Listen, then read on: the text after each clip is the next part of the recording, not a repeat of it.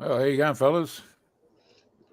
G'day, Ray. How are you, mate? Oh, not too bad. How you going, John? How you going, Pedro? G'day, fellas. G'day, Yeah, Pedro. How are you, mate? How's Queensland going? Good, mate. Yeah, great, mate. How's the audio? Is it okay? Can you hear me? yeah, it's all Yep, right. Yeah, yep, all clear, mate. No drama. yeah. No drama. Yeah, cool. Yeah, You no, in your welcome hotel everyone. room there, Pete? Yeah, no, I just got back from the pub, and I'm staying in Trinity Beach up in just north of Cairns. So, Oh, cool.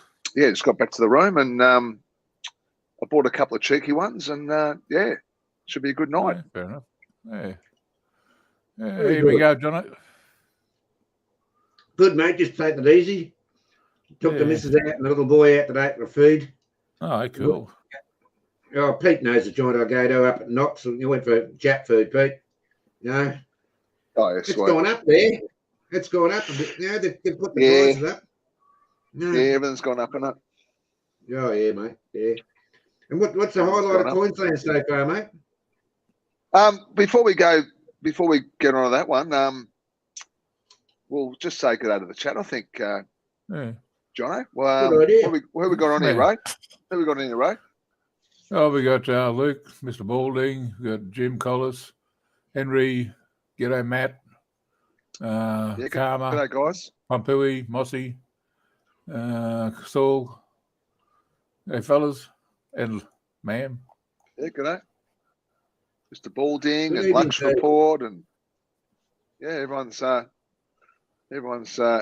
here, so that's great. Yeah, I'm up in. I think I told you guys a couple of weeks ago, doing a bit of a road trip from Cairns to Cooktown. Yeah, that'd be nice. Yeah, so I've started it, and I've kind of been here for about 4 or 5 days. Mm. And g'day, Frosty, Steve Morris, TG Instant. I haven't heard from you for a while, TG. Oh, mate.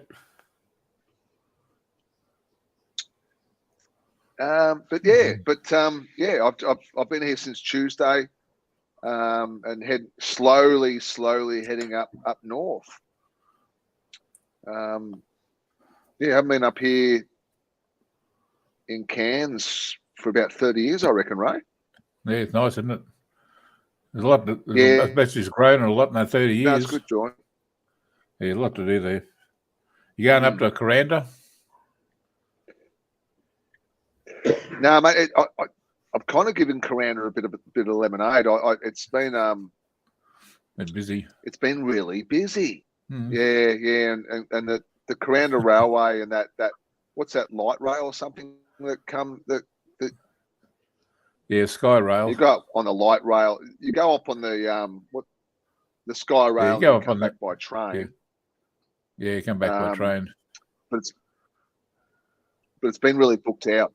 Yeah, it's been really booked out. And I'm not real keen on getting involved in too many big crowds. Yeah, that's fair enough. So I'm just going to give that one a miss, I think. I'm not sure where the bloody Barron River Falls will be bloody going at the moment. Yeah, but, that TG just got back from. Oh yeah. Which part of North Queensland you go to, TG?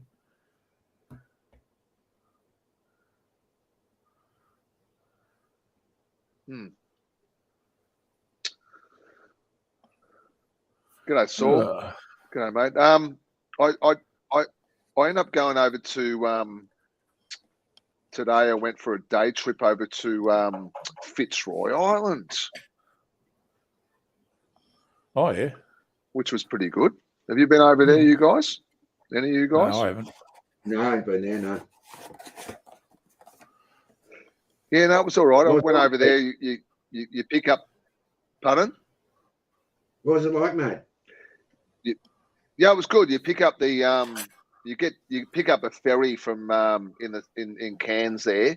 They've got a massive, what do you call it? Bloody big terminal. Yeah, big terminal boat. The yachts and bloody, it's massive. Yeah. And anyway, got got the ferry over to Fitzroy Island. It took about 45 to an hour to get there. And that was good. We got there, and I picked up some snorkeling gear, and you've got to leave your license with them. So it cost me $24 for snorkel, goggle and flippers. And you leave your license with them, and so obviously well, that's for the next look in.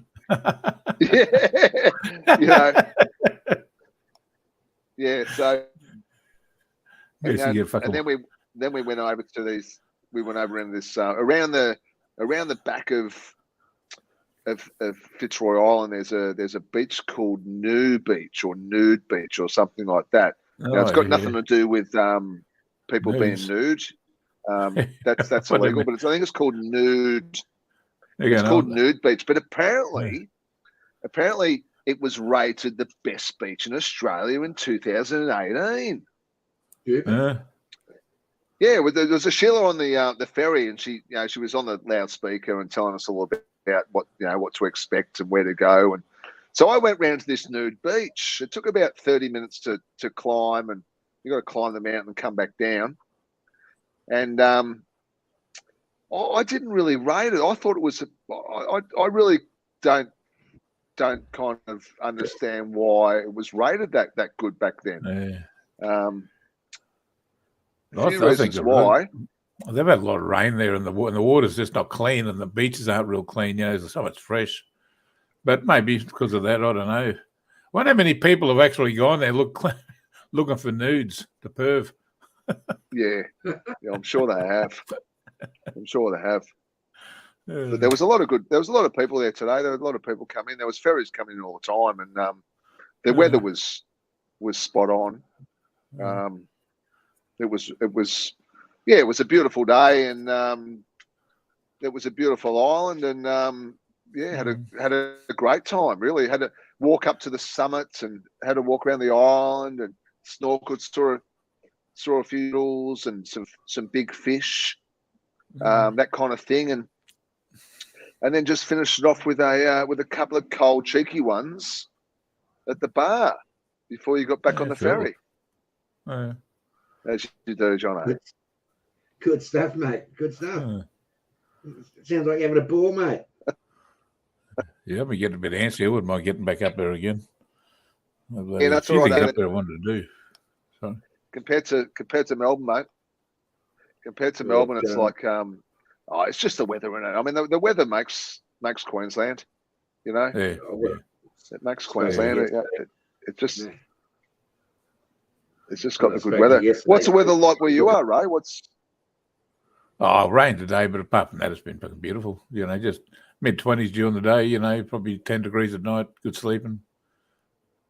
Yeah, be cold down there, Jono.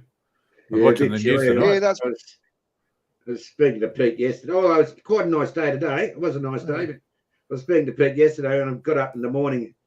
I think it was going to be 14 degrees or something, and up where Pete was, it was 28. I thought, that's beautiful. Good on you. Like he'll be out with his shorts having a swim, and I'll be down here freezing. Good luck there, mate. You enjoy. You enjoy. That video you put out yesterday. It's really impressed with it. Yeah, that beach. It's good. It's good up here, Pumpui. If you you'd enjoy it up here, Pumpui. That beach you're on yesterday was beautiful, Pete.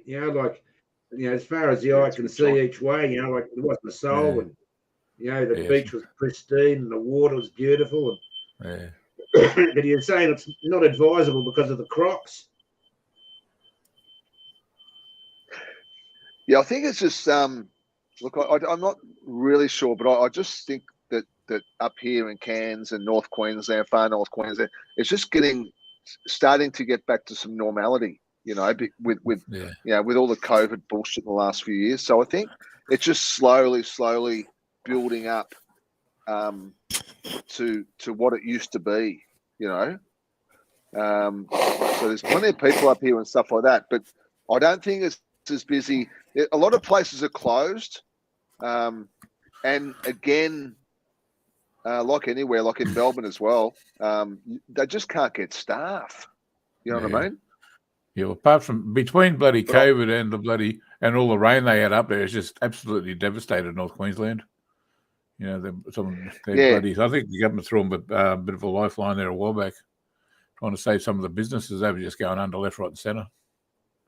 Yeah, but I found that there's a lot of backpackers coming back too. So over at Fitzroy Island, for instance, the people that hire out all the scuba gear and the snorkel stuff and even serve behind the bar and stuff like that. They're all English, French. So it's good to see the backpackers back in town. Yeah, good. You know, they're slowly getting back to Australia and filling these jobs up. You know. Yeah. So where'd you go today, Jono? I just took the car out for a bit of a drive, and fair enough. I said to the little boy, and the missus, do you want to go up and have some sushi for lunch? And the missus said, oh no, she didn't want to go for sushi. She just wanted to go shopping. So I flicked her a couple of $100, and the little boy and I, we just went into the Japs and pushed sushi down our head, and and he enjoyed it, and I enjoyed it. No sake though, Pete. No sake. No sake. What's the go there? No sake. Driving. That's all.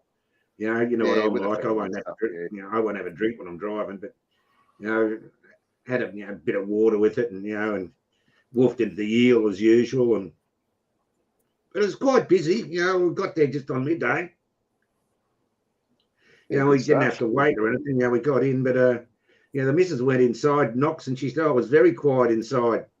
And I said, that's a bit strange for a Saturday, but as you said, COVID's still flying around everywhere, and I think people are a bit cautious. Not that I saw anyone. Yeah. Didn't see one person on with a mask. Not a person. No, Tim. No. Gary, Mr. Nobody. G'day, Tim. How are you, mate? G'day, Tim. Good evening to three of the greatest, most honourable men on YouTube. Boys. Really? Hang on a minute. My buttholes are getting fucking puckered here. Thanks, Frosty. My son and his wife just left, mate. So. Cool. Have a good dinner. I thought they were going to be in for a bit of a session with you, Tim. No, they've been here since bloody 2 p.m, Jono. So she doesn't drink, and the son's working at Woolies tonight at his second job, mate. Oh, good luck to him. Good luck to him. He's fucking trying his best to keep up with the mortgage increases, mate. Jesus. You would do, poor bastard. Oh, mate, I said to him, do it while you're young, son. He's working. So he's working a full tradie week. And then on Thursday, Friday, Saturday night, he's doing 12 to 15 hours just stacking shelves at Woolworths. And I think he gets about 28 or $30 an hour for that. And then once he does 6 months at this certain store, he can move closer to his home, like 20 metres across the road. And it'll save him a lot of fuel because he's driving a bit at the moment. So yeah, fair enough. Took a bit. I've got a mate. He's just bloody. He sort of, he doesn't do much sort of thing. He's sort of pretty much retired. But he got a bit of a part-time job at down. Well, it used to be Westfields of Strathpine. Now it's just Strathpine Centre. But anyway, cleaning 2 nights a week. Anyway, I've just heard a new one today. The other day, he was telling me about. There's a fucking pretty disgusting. Actually, it's a thing that the kids do these days called pancaking. Have you ever heard of that? Yeah. No. Well, they get there. The whole gang of them get in the crapper. One of them will drop a turd in the dunny and put a bit of paper over it. Then another one will come in and do the same. They keep doing that until they've got a stack of it in the dunny. Then they leave it and take off and leave for the cleaners to clean up. And he has to clean it. No, he's pissed right off about it. Where do they shit, in the dunny or on the floor or what? Oh, in the dunny. But, you can't just flush it. You'll end up with it all over the floor. Oh, no. Hang on, Andy. I'll laugh my head off when you tell me. Great, Stubbsy. So, pancake breakfast is up the cars and beef.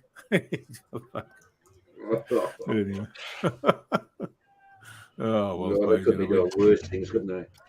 Oh, it could be worse. Oh, we used to do the old, fucking knock, run. Remember that? Yeah. The old that one flaming turd where you in left the newspaper on the door. Yeah, that was it. Knock, the run. container of piss outside the front door. Yeah. Cracking ice in the blob. Oh, yeah. Bloody classic.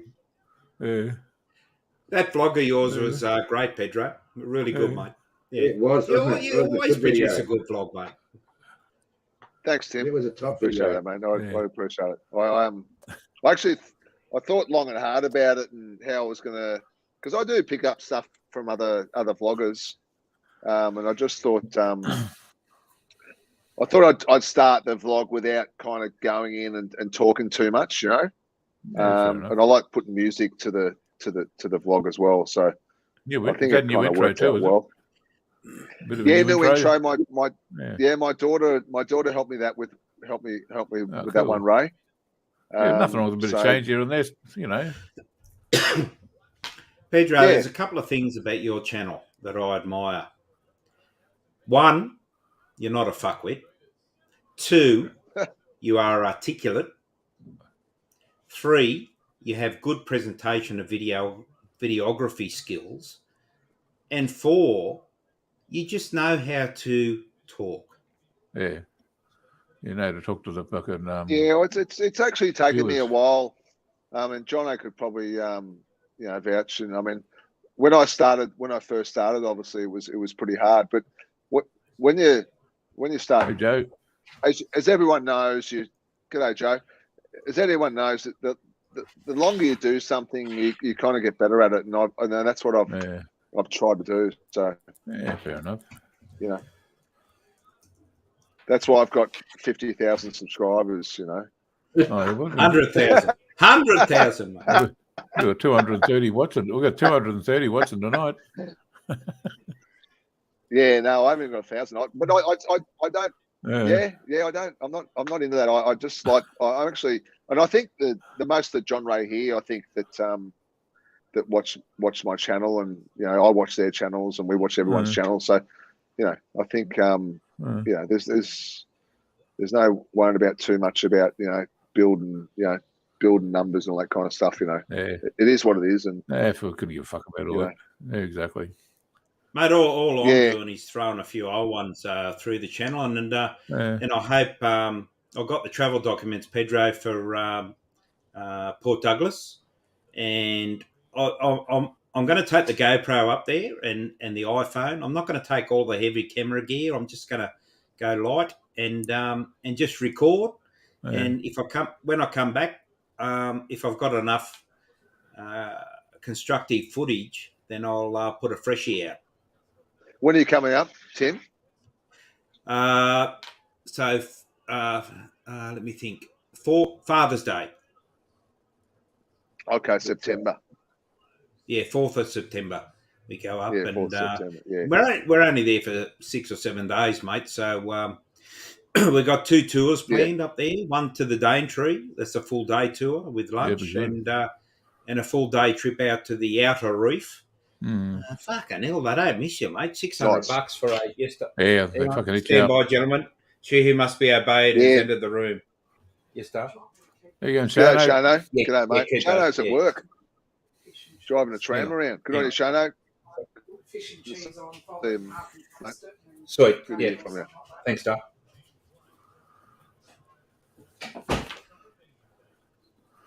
Yeah. Oh well. What was that, Tim? What's for dinner? Oh, I've eaten dinner, mate. We had snapper, lightly crumbed snapper with charred corn, smashed avocado. Oh, come on. Oh yeah.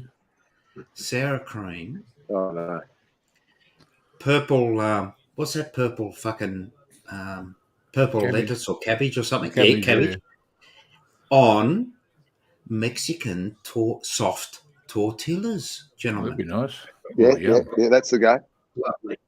You'll be fat tomorrow. Out fucking standing. And I had 4. I called it quits at that. And I said to the missus, I said, darling, we've got a Yeah, plethora of snapper left over. So it's dinner tomorrow night. She's on night shift tomorrow night, so she's got dinner. And I'll indulge while having a few bevies tomorrow night. Mm.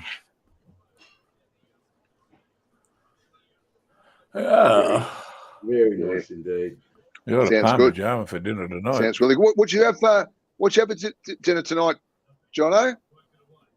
Oh, you had Parma Jama, mate. What do you have, Jono? You would have. So let's listen to Jono. Oh, you had lunch. I had frozen one, a fucking McCain out of the fucking pub-sized one. Oh man, it doesn't take. You know, I do a bit of cooking, but you know, I don't buy a huge amount of fucking. I'd throw too much stuff out. You know, if I get too far into cooking here. Just a light dinner for me, Pete. You need a Thai wife, cheese and. I know. I need someone to look after me. What else? There's some stuffed chilies. The beer, actually. Is that a light? Yeah, well, if you had a big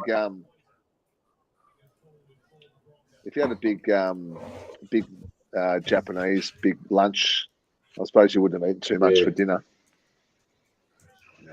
But anyway, Ray needs a Thai girlfriend. Ray, he needs a Thai wife. Yeah, I know. Well, I mean, mates, he got his girlfriend out here from Thailand. She just went back. She was there for 3 months. She just organised it over there. Just come over on tourist thing. It wasn't a big deal, apparently. Yeah. So, you know, that'd be all right. I don't know. Next time we go over there, I might start looking around, I think. I've been chasing the tickets to Thailand. You're not going to get it. I'm not going to get anything under $1,000. No, not at the moment. It's all going up, isn't it? I'm not fucking. I'm not counting. I'm not sort of getting too far into it at the moment. You know, I just sit back and wait. It'll happen. Well, you can get slightly under $1,000 if you want to, you know, stop off in Singapore for 18 hours or something. Or no. You want to go direct. Oh, please. Yeah. At our age, fellas, come on. No, you just want to get on the plane, get the fuck off. You know, like, you know, we're all okay with finances. Mm. You know, why fuck around? Exactly. We're living the best time of our lives. We don't have much option up in Brisbane because I think the only one that goes direct is fucking Thai. Yeah, no, you might be a bit fucked up there. Yeah, I know, and it's $1,500 return or $1,600 return. I'm just going to sit back and wait. We've definitely got a few more options down here in Melbourne, I think, than you have up there. Yeah, well, even the one we get here, Sydney. Even the one we got here, we got to go to Sydney, right? Yeah, well, we got it on a plane here. It's going to go straight to Sydney and then leave from Sydney. So there's fucking, what's that, 12 hours on a plane or some bloody thing? It's an hour down there, so an you're hour coming back. down. Yeah, that's not good, is it? Fuck that. I'm just going to wait. I'm just going to wait for a while. Yeah, I look. I know Jono's sitting off a little bit. I've booked. I think most of you guys know anyway that I'm heading over there in early November, and I think that cost me with Jetstar. I don't normally fly Jetstar, but I am this time. It was $650 return, and that's for 3 months. That's all right. Fuck, that's all right. Yeah, but that was getting in early. You know what I mean? Like if you went to book it now on those dates, be double. It's 900. It'd be double that. 970 or something. Yeah. Nah, I'm just going to sit back and wait for a bit. You know, I'll get just addressing my two Bart's comment at our age. Yeah. Hang on, wrong comment. At our age, now, as my two Bart knows, I think Pedro's the junior man here in age statistics. I think Mr. Suckerhorn's the senior man. I think Ray follows second, and I follow third. Yes. And I think Mighty Bart would follow fourth, and Ray Junior, the kangaroo, would follow fifth. Yeah, he's a whip. He's not getting his second teeth yet. Yeah, true. I think he's just out of nappies, isn't he? Yeah, just about. But, he's just a boy, really. But what I was alluding to is, you know, like for me, and I've communicated with you blokes today. For me, seeing my son, my only son, bloody spread his wings and do things and stuff. Yeah. It's just a nice time of life to be able to do things. You know, well, throw a few bucks at them, sort of thing. You get more enjoyment out of get them sort of going, sort of thing. That as a young bloke, when we bought our first house, that we couldn't do. We were struggling, and wages have increased and things like that. But it's all it's all good. Oh, you're older than Pedro, Joe. Shit. Lux Report's younger than all of us. Oh, whipsnapper. 1 month older. What about the terrorists today? We had Jap food, and I'm sitting outside in the sun. I said, "Oh, go get your mother." She was down the fruit and veggie section, the joint. And anyway, he comes back. He's carrying, mum's groceries and everything, and she sits down to me. He said, "Oh, Dad, there's a book inside. I'd like to get." I said, "Oh, how much?" He said, $10. So I gave him 20. He's gone in. He's come back, about 5 minutes later. And he's got George Orwell's 1984 and Animal Farm in the one book. Oh, wow. Two of the greatest books I've ever read. So he's got two books for the price of one. And he's been polishing the folder all night, and he's making up bookmarks he wants printed off in the morning. But he's read the both of them, but, he started reading them again this afternoon. But I thought, he's gone inside and he's bought, 2 Orwell books. I can't complain, can I? No, not at all. They were part of the curriculum when I was growing up, Jono. Yes. Yeah. Class I could barely read. When I read 1984, it was it 1969. I read 1984. I thought, 1969, that's 15 years away. Is the world going to be, that different then? Oh, well, it's sort of all come to fruition. Jesus. But, like you read 1980, like that was the future then. But now we're reading 1984, and what is it? It's almost, 30 years ago. Yeah. Yeah. Yeah, it's unreal how time travels so quick, and it was 30 years since I've been up here in Cairns. It just flies. Time flies, doesn't it? And I can really say that up here that really things haven't changed that much. Not to me, anyway. I think it's still is Cairns still a big country down, Ray, or is it bigger than that? I don't know. I just haven't really. Well, Cairns is Cairns is a regional centre. It's just. They just gets bigger and bigger, sort of thing. The rest of Port Douglas, that's like a tourist area, same as Airlie Beach. It's getting bigger, but it's still a tourist area, sort of thing. Yeah, but everybody goes to Cairns to get stuff done. Townsville's a city, sort of thing. But Cairns is a little bit. Yeah, you go to Townsville and like Rocky and all that sort of stuff. They're a bit traditional, sort of. But Cairns is pretty much up to date with everything. Jono, when you said it's nearly 30 years ago, that's nearly fucking 40 years ago. 40! 40, mate. Fucking tell me about it. What's that thing floating around on Facebook? Oh, sorry. Yes. The only reason is I joined the Wallopers in 84, and I'm going up to Ballina at the end of this month for 2 days for a mate's send-off after 37 years in the Wallopers. And then coming back and then going to Port Douglas. So, yeah. 84, 16 and 22, 38. Yeah, all the heads, Sorry about that. One floating around, they reckon the difference between 1918 or some fucking thing and 1970 is... Yes, I've seen that. Yeah, that fucking puts things in perspective a bit, doesn't it? Very much so, mate. They've got the fireworks going. They've got the fireworks. I don't know if you can hear them in the background, the fireworks, but I can't see them. Oh, yeah. But that's a pool down there, just under there. That's a pool there. Yeah. That's a pool. Is that the one you read when you vlogged? That was. Yeah, that's the one I vlogged. Yeah, Ray. Yeah. That one there. Yeah, fair enough. That's a pool there.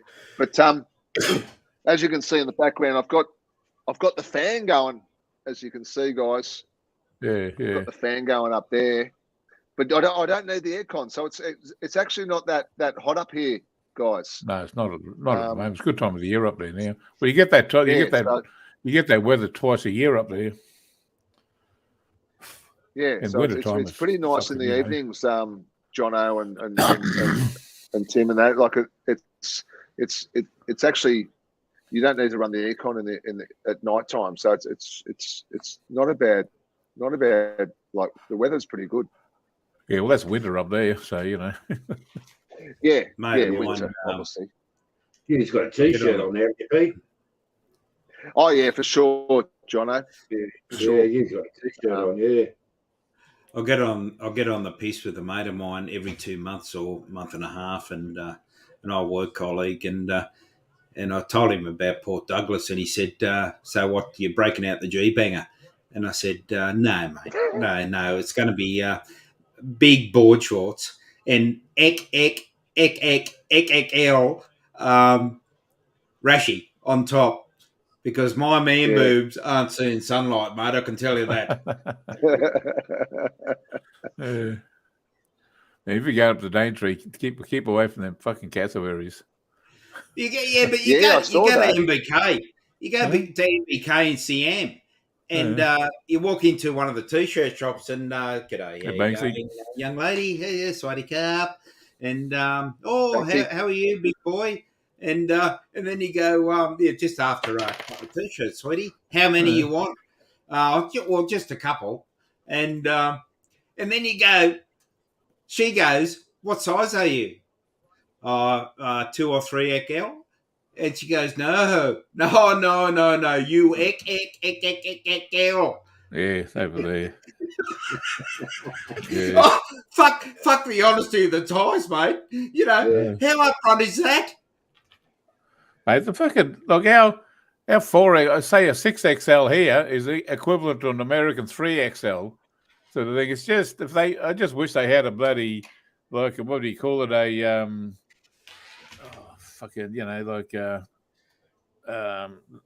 proper scale sort of thing. You know what I mean?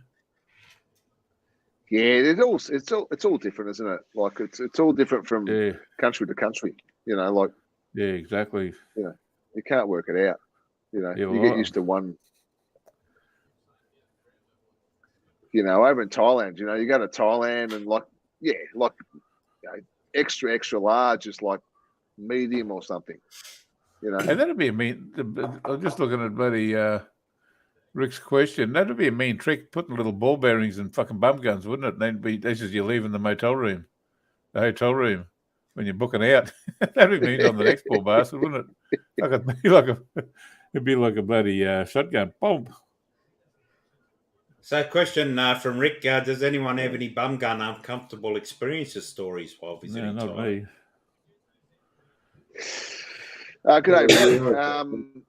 No, I can't. I do. All my experiences have been pretty good. Back obviously, they had the bum guns back in the day, didn't they? Like even back in the day when Jono went to Thailand, I'm sure they had bum guns back then, Jono. Indeed, yes, of course, yes. Yeah. I did 7-Eleven, I think, in some joint in Patpong many years ago, and I was busting for a shit. Anyway, I thought, we're going to go into the 7-Eleven. So into a 7, where's the toilets? Upstairs. I said, oh, that's strange. Upstairs. Anyway, upstairs we go at the 7-Eleven, into the dunny. I had a look down. I said, oh, it doesn't look too savoury. So anyway, I've gone for a hard hit, done my business, and I've pressed the button, and there's no movement in the dunny. No, I know. No movement in the dunny, and the water just sort of floated up about 2/3 of the way. No. I said, oh no. I said, what am I going to do? So I pulled out the bum gun. So I've got the bum gun. I'm sort of trying to, thinking that the bum gun's going to force a bit of pressure, down on it. No attempt. That didn't work. And I thought, oh God, what am I going to do? So I've flushed it again. G'day, Joe. Hey, Joe. G'day, Joe. Testing 1 2 1 2. Yeah, it's loud. It's working. It's a big testy. Big testy. Yeah. Big testy. Is it too loud? No, mate. Not really. Not too bad. Okay. This week, mate. Cool, This cool. week. Anyone's Go on, go on, Joe. Sorry, go on, Soko. So anyway, I flushed it and I tried to force it down with the bum gun, and that didn't work. I'm sort of it's floating just down from the top rim of the dunny, And I thought, oh, what am I going to do? So I pressed it again, and it's not going anywhere, and it's just sort of floated up right to the top of the rim. And I said, well, that's it, I'm out. So I've gone out, out the door and left to do it. Well, you should have seen the queue trying to get into the dunny, about 3 or 4 people. I just left and went straight out of the joint, What did I just walk into? A plethora, mate.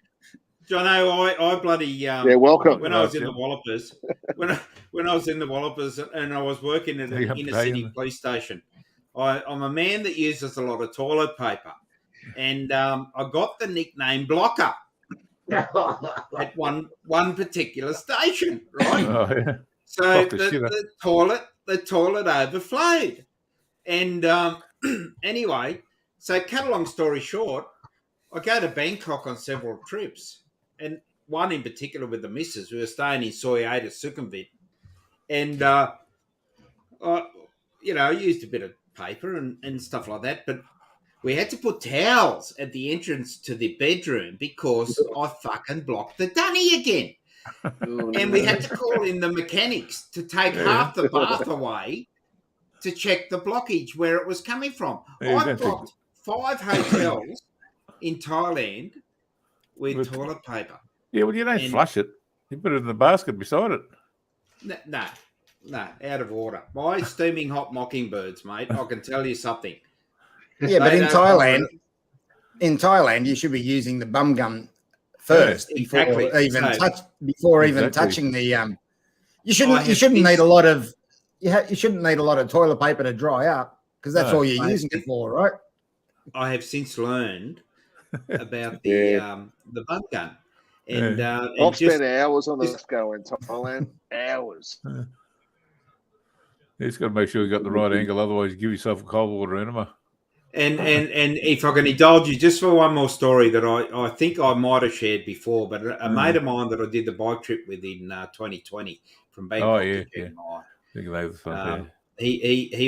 I went across the top of Thailand in a hire car, and he went down to Pat's for 2 weeks, and he was he's never used a bum gun, so he goes to a nightclub, and he bloody drops one. And he thought after 20 schooners he might indulge himself and use this bum gun. But he didn't know how to work it. So he dropped the steaming hot one in, and then he sprayed the bum gun, and he sprayed shit all over himself because he didn't angle it right. So he took all his clothes off and had to wash them at the sink and go out into the go-go bar full of wet clothing. Lovely. Oh, shit. Right. Yeah, good day, Patan. How you, mate? Welcome to the show. There's Ayutthaya today, Joe. Apparently, Joe's been up in Ayutthaya. How's that Ayutthaya going there, Joe? Nice, mate. Nice. Yeah, good. It's only it can take you 2 hours to get there because every man and his dog's fucking driving out of Bangkok at the time. But only 54 minutes, 55 minutes to get home. Yeah, it's only about already coming back in. Yeah. That was a good day. A lot of people out there. It's very good. You went for went to what temple did you go to? Did you go to temples or did you go to I went to the Portuguese village, the archaeology, that one. And I went to, hang on, I'll ask the boss. Which temple in Ayutthaya? Wat Yai. Oh, Wat Yai. Wat Yai. Yeah, Wat Yai. Apparently, all Thais have to do that, that trip to Wat Yai, apparently. Pilgrimage. So, yeah. So Yeah, Is we that the went one there. with the It's a very- Buddha in the tree? Joe? Is that the one with the Buddha in the tree, No. or another one? No, it's another one. There's a few out there. I mean, yeah, you could spend It's a a couple of days reclining, out isn't there it? going to Buddha. Yeah. Yeah, there's all sorts. You know, this one had, you know, a gold sitting Buddha, you know, and obviously the old ruins and that sort of shit. It's beautiful, isn't it? Mm. Yeah, I want to get out there. I haven't been to those places yet. There's some Oh, good ones there. and- There's some real tourist traps there as well. Isn't there? Yeah, very much so. When you walk out, And- they've got your face on a plate. Yeah, trying to sell you shit. Yeah, You know, but straight up. the other temple we went to and finished up at was Central, Central Ayutthaya shopping center. Yeah. Yeah, right. Yeah. Yeah. Had a good feed there at Yeah. DW restaurant. It was a good feed. Back in a minute. I just got to get a drink. Yeah, right. Sukhothai. No, I haven't been to Sukhothai. I'm sure some of the guys on. I reckon I had some really good food there. Well, You been to Good food it was actually in Ayutthaya. it was actually the first the grand opening of this place that we went to. So we ended up, you know, getting treated like royalty, and you know they gave us a few freebies and you know, trying ice cream for free, and they gave us a carry bag, some sort of carry bag as well. 500 baht discount on any future, you know, dinings, and it was relatively priced. I think we only paid 480 baht or something. Good meal, pasta, nice pasta, and Many Westerners. Many. Yeah, a lot of them. A lot of Fulungs walking around, and most of them with no masks, but almost every Thai was wearing a mask. Did you say it was the MK restaurant you went to, Joe? Yep. No, the DW. All right, eh? It was a grand opening. I haven't looked into it. I don't know if they're a chain of restaurants but very nicely, you know, set out, you know, sort of, you know, maybe 4-star, I guess. It was nice. But Joe, as compared to Bangkok and Phuket, have you been up there, John? You've been up there, John? Sukhothai, when it looks like Bonnie and Clyde should be hanging out the side doing a mafia hit with the tuk-tuks in Ayutthaya. Yeah. Well, the tuk-tuks are different, aren't they, in Ayutthaya? Yeah, they're different to the Bangkok. Yeah, they're definitely different. Ayutthaya in years. Yeah, when I went there very early in the piece, it was deserted. You know, it wasn't a tourist attraction. You know, Ayutthaya. You know, only a few Thais would go there. There was no commercialisation of what it is. You know, is now. It was virtually just the ruins. I think I was about the only one there. You know, my mate took me up for the day, and you know, we drove. Well, you know, it's only an hour's drive. You know, to Bangkok, but you know, it wasn't a tourist destination. You know, it wasn't, you know, a touristy place. It was just known as a sort of the relics of, you know, of ancient, of the ancient capital. You know, but it's in recent years, you know, it's a totally different story now. You know, the Thais have really cashed in on it. But there's still a place in Bangkok which, you know, not many Thais go to, or not many Westerners go to, and I've never understand why it's never taken off, because I find it absolutely beautiful.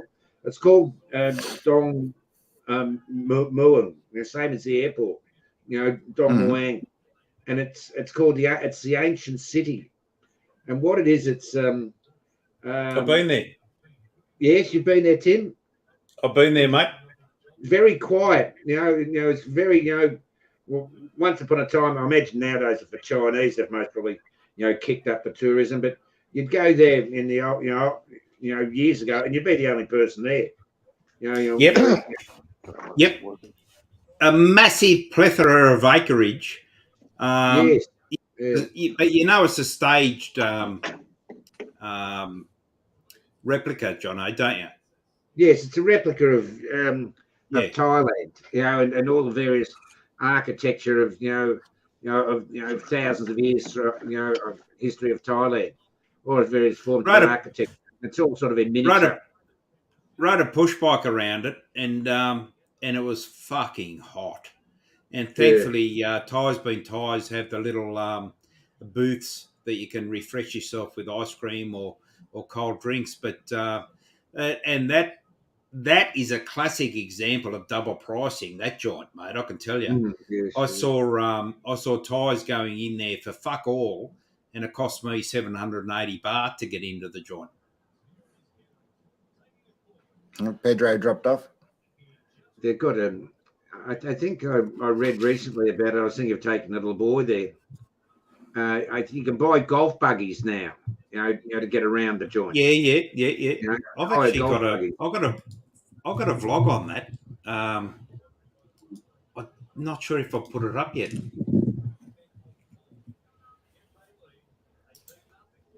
Well, it's I'm going to put it up tonight. I'll put it up tonight, Jono. Good one. You a subscriber on my channel, Jono? Yes, mate. Yes. I don't want to advertise. Hey? You've been to Nakhon Pathom? No, I haven't. I haven't done. I haven't done much of touristy stuff yet. That's a good place to go to, not far from Bangkok. Your wife will enjoy it. It's the largest chetty in the world at Nakhon Pathom. It's where they've got the largest standing Buddha. And it's a chetty, like large stupa. It's got a large point at the top. There's some great places around Thailand, some really good places. I'd been to Ayutthaya before, but the place I went to that really left a lump in the throat, so to speak, and I actually became a little emotional, was the Portuguese village, the old village in Ayutthaya, where it dates back to the same era that Ayutthaya does, with the Burmese coming in and burning the place down and all that sort of shit. So that was very interesting. Very, very interesting. Got a special quarter in Bangkok too, haven't they? Devoted to the the Portuguese have. The Portuguese are actually the first country to establish an embassy in Thailand. That's probably not known by many, but no. They have a relationship with Thailand, and have had a relationship with Thailand for over 500 years. Yeah. Well, that young guy that Explore Mori found that Portuguese church in back streets in Bangkok that time, and the area too. Yeah, well, a few people have actually done videos and vlogs on that area and that church. Yeah. But the Portuguese embassy is still in that area. It's actually next to that area, and that is the oldest embassy in Thailand. The first embassy in Thailand. Bangkok Pat did a video on it recently, didn't he? I must have missed that one, but a couple of weeks ago, Scott Mellon, he did a live stream out there. Right. Yes. Yeah, sorry, I'm falling out. I've got some. The Wi-Fi's not too good here, so I've just gone back on the phone kind of thing. So should be all right. Up in far north Queensland, where they're like up here. They're a bit slow, aren't they, Ray? Yeah, well, it's a place of leisure, mate. I know you were hanging shit on Melbourne the other week. You and your mate down there. What's his name? That drives the trams down there. Yeah. I know. Shano. He fucking hates Melbourne, doesn't he? He lives there. He fucking hates Melbourne, and you guys were giving it big time. Oh, we come all the time from fucking Melbourne people. That's okay. Payback. That's all right. You're pretty slow up here, but that's fine. That's just the way it is. I think it's just the heat. No, maybe it's just not the warmth. Not so much in the technology up there. It's, people just sort of get out in the reef and all that sort of stuff, Yeah. One of these haven't got satellite, fucking just slub old satellite, like they're having a cruise ship up there. I think up until recently, they had fucking half coconuts and a string for fucking telephones. Yeah. Fucking hell, they don't miss you on a trip to the outer reef, mate. $650 for two people. Yeah. Yeah, not getting any cheaper up here either. I'll tell you, touristy. Well, Australia's not getting any cheaper, is it? I mean, shit. I mean, the fuel's gone down. I saw the fuel down in Cairns today for $1.50 a litre. Yeah, that's all right. That's all right. That's like what it is. Was better than $2.20. Yeah, they've got some for $1.48 the other day. Filling me tank. But Queensland get our subsidies, mate. Queensland get all the tax reducible stuff because the fucking other states like New South Wales and Victoria finance their fucking deductibles. No, you're all rich down there. You can afford it. What's the fuel like everyone's there, rich, hey? No, everyone gets big pay down there. I was just looking at that. $1.43. $1.43. Oh, that's not too bad. It's pretty good over there, isn't it? Still 180, 175 in my area, but it's jumping up again here. So half the garage is here $1.50, late $1.50s, and the other half $1.93 here at the moment. So they can't make up their mind what they want to be. Looking crazy. So, Jono. Yes, mate. Samat Prakan. Yes. And I'm uploading it now, and I'll put the link in when it's uploaded and processed. Very good. Yeah, so, it was a good day, but it was... Samut Prakan. Samut Prakan. Samut, as in mut. Yeah. As in mut. Yeah, as in mut. Mut. Samut Prakan. Beautiful things, aren't they? Yeah, mut. When you were Sheila in Thailand, like that first one I knew over there, her name was Mut. I thought, how fitting. Yeah, when you meet a Sheila in Thailand, you got to check for the mut. Oh, they got some fucking weird names, Thai girls, haven't they? Yeah. Their nicknames, like everyone's met the gung and the mut and there's some weird names. Oh yeah, and quite a few with names ending in porn. May I say, Joe, that on various occasions when you meet a lady in Thailand, you might just not have to check for the mut. Yeah. Oh yeah. You might have to check for the Charlie Oscar, Charlie Kilo, mate. Well, it's the same process, isn't it? You slip the hand down there and yeah, I'd like to see what the guys on the chat what kind of weird name girls have they ever met or in Thailand. I mean, we've all got everyone's got some real weird names out there. I'd be interested to see what you guys come up with. I don't know. They get the names from those big long wheelbarrow names. I was watching one of Johnny There's Something Happening's videos yesterday when that's his birthday tonight, isn't it? His birthday. Yeah. But he was out with Som, and he was telling Som about the fact that he's going to have ladies at his birthday party, and she got the knife and went like this.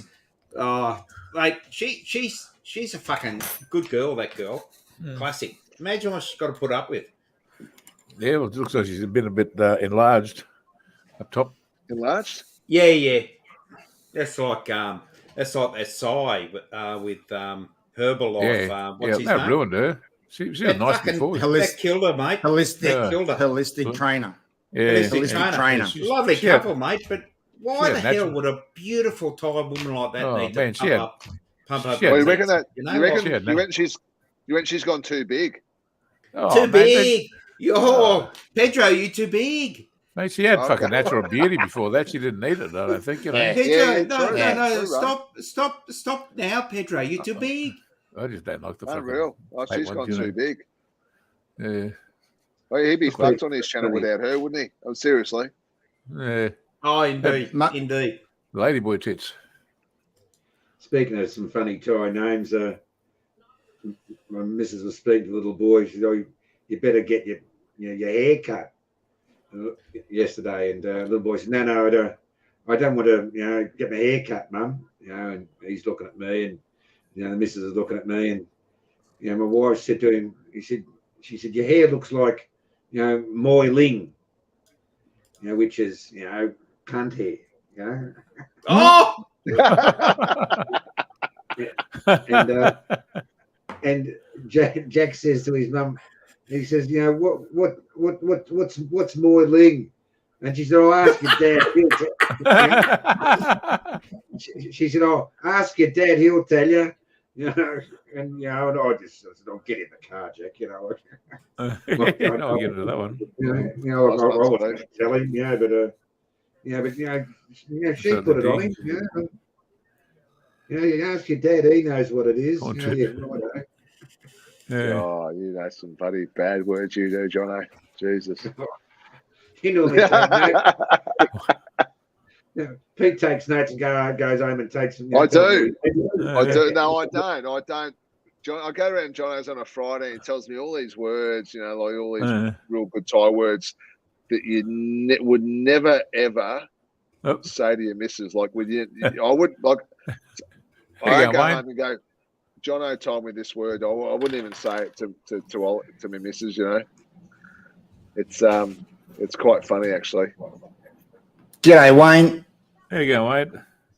G'day, Steve. Wayne? Steve Morris. Yeah, Wayne. No, Steve Wayne. Morris. Bloody hell, Steve. Yeah, Fucking good to see Wayne. Yeah, Wayne. Steve's in. He'll be in Vietnam or Cambodia? Yeah, in Vietnam or Cambodia, isn't he? Between the two. And what time we're talking? Hang on. What time we're talking? It's 5:31 where Wayne is. 4:31. We're 4 hours behind Joe, aren't we? At the 5? No, it's 5. 5:31. 3 hours. Yeah, daylight savings 4 hours. So he'd be primed. Wayne. He'd be primed. No, not. Would it be primed yet? You reckon? Well, it's Saturday. It is Saturday. Beer o'clock starts at 12. It's beer o'clock. It's the second best day of the week. The mum and pop shop fellas drinking with the local legend that looks after him. Hey up, Wayne. Hey up. G'day, Wayne. Yep. I'm going to make a move soon, gentlemen. No worries. We've been watching it's a series on Netflix. I think you may have probably seen, called Stranger Things, and we're addicted to it. And we've got the last two shows on it tonight of series 4. And one of the goes for an hour, and the other one goes for 2.5 hours. The final one. So the little boy and I we'll have a late one tonight, and I'll send him at about 8, 9, 10 o'clock. We'll do about 10 o'clock, and he'll make us some hot milk and some crumpets. I've got him trained up, Pete. Great, mate.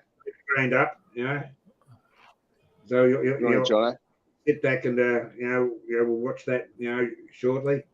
But he's coming in. He's got a request. He sent me he said, "I want this printed up as soon as you jump off the computer, Dad." Yeah, no worries. He's got himself a couple of bookmarks for his new book. So cool. He's keen. Good on him. Yeah, no, good on him. We worked. Cheers, Wayne. Yeah, good on him. Well, we did do a show yesterday, man. Suckerhorn. We decided to keep it for tonight. So I think it was a good call, actually. Jono made that call. So I was good on you. Good one. We were going to do a show, obviously Friday with Suckerhorn, but obviously I'm up here in far north Queensland. Yeah. And we just thought we'd just keep it for tonight. You know what I mean? Yeah, far north Queensland, where there's no life for weaklings. No. Yeah, West for shit. It could be New Zealand, could be sheep are scared. All right, fellas. I want to call it a day. Yeah, good no worries, Joe. All right, Jono.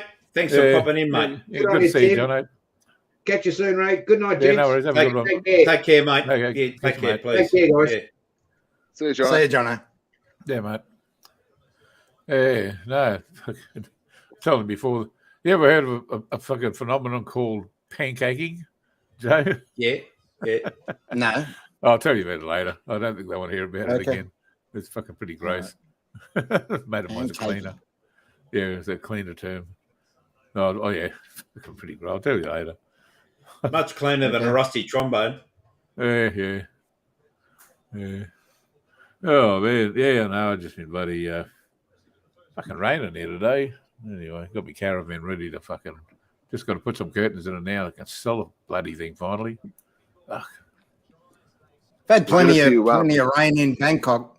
Yeah. Today's been nice. Yeah. It's been nice today, but the last few days, or the last week, almost every single day, it's rained. Well, it's the rainy season, isn't it? The rainy season, Joe. Yeah, but it's not a non-stop rain. You know, like in Australia, we used to get some days where it'd rain all fucking day. You know, it might not have been heavy, but just even if it was just a drizzle, it'd be a drizzle all day. But here you get it 5-10 minutes and it's over. But it comes down hard. Yeah. August, September. September's not a great month to be in, like weather-wise. I mean, people say, when's the best time to go to Thailand? I mean, back in the day, any time was the best time to go to Thailand. That's the way it was. But I do think September, October, can be a little bit dodgy weather-wise. But I mean, does it matter really? Wayne's saying shitloads of rain there too in Syria. Yeah, you get that rain around now, August, September. So, but one positive is it keeps the drains clean. The street drains in Bangkok keeps them clean, so you're not getting that stench. That smell when you step over an open drain. Yep. Been flooding though, Joe, or? Yeah, a couple of places, but nothing major. I think the flooding is an issue when there's a lot of rain north of Bangkok, and the rivers fill up. Yeah. Right? So if there's a big downpour up north and it makes its way down south, and as the rivers are filling, it's all coming towards Bangkok, and I think that's when they have the issues. But there is spotting of flooding where you might have 20-30 meters of flooding across a roadway or something, but that's only because the drains aren't keeping up or being able to handle the downpour of 10-15 minutes. But so the working 15 minutes later it's gone. The working crews would be fucking busy in the clongs, mate, cleaning out all the waste that comes through the drains into the clongs. Well, I don't know. Do they clean them? Where does it go? In there and clean them? Where does it go? Does it go to the end of it? It just goes out into the Gulf, yeah. Yeah, it goes out in the sea, doesn't it? That's what it does. Ends up on the beaches in Champon and yeah. That's what happens. I reckon in Pattaya, they reckon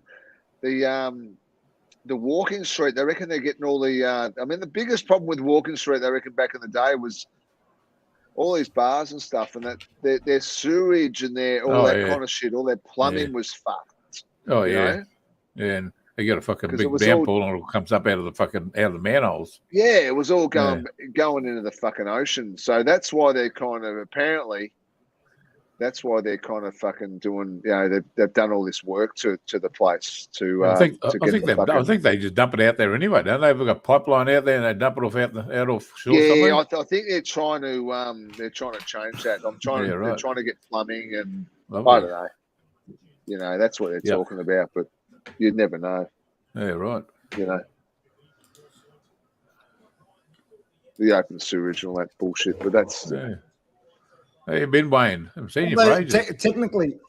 Technically, there wouldn't be that much sewage being pumped out there because of the here. Well, as I understand it, here in Thailand, everybody's got tanks, so all the properties in Thailand have all got a septic tank underneath where all your shit goes into, and supposedly the bacteria, eats it up and all that sort of shit. And technically only sort of cleanish water is leaving it.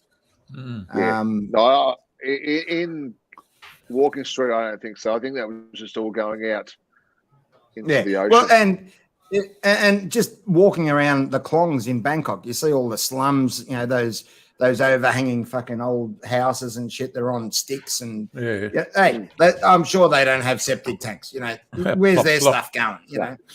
Plop, plop. Through a hole in the floor. Yeah. I'm sure they've got a little hole in the corner and just plop it in there and plop. Oh man, remember them old sailing ships? That's what they used to do. They just hang their ass over the side of the handrail and drop it down the side. No. Yuck. And if the seas were rough, you wouldn't need a bum gun. No, you wouldn't. No, you get a good clean out, wouldn't you? Like that. Salty clean. Yeah. Nah, not bad. Yeah, that wouldn't be fucking good fun. Nah. Oh man. No, it's been bloody. So I think weather's been beautiful here this week. It's just today we just got a bit of bloody rain, just drizzly, but it'll be all right tomorrow. Yeah, no rain up here. It's tomorrow. I pick a hire car up from Cairns Airport and travel up to Daintree for a week and stay in Airbnb up there. So that should be pretty cool. I got that one. Do you blokes get that one? Yeah. What's that one? Oh, hang on. Yeah. Do you get that, Pedro, or not? Trouble is the stench from Leicester hanging around. Yeah, Leicester. Yeah, it all comes down to football clubs, doesn't it? No, I don't think it's got anything to do with football clubs. No. Yeah, right. Yeah. No, there's someone in Surin from a place called Leicester. Yeah. Right, okay.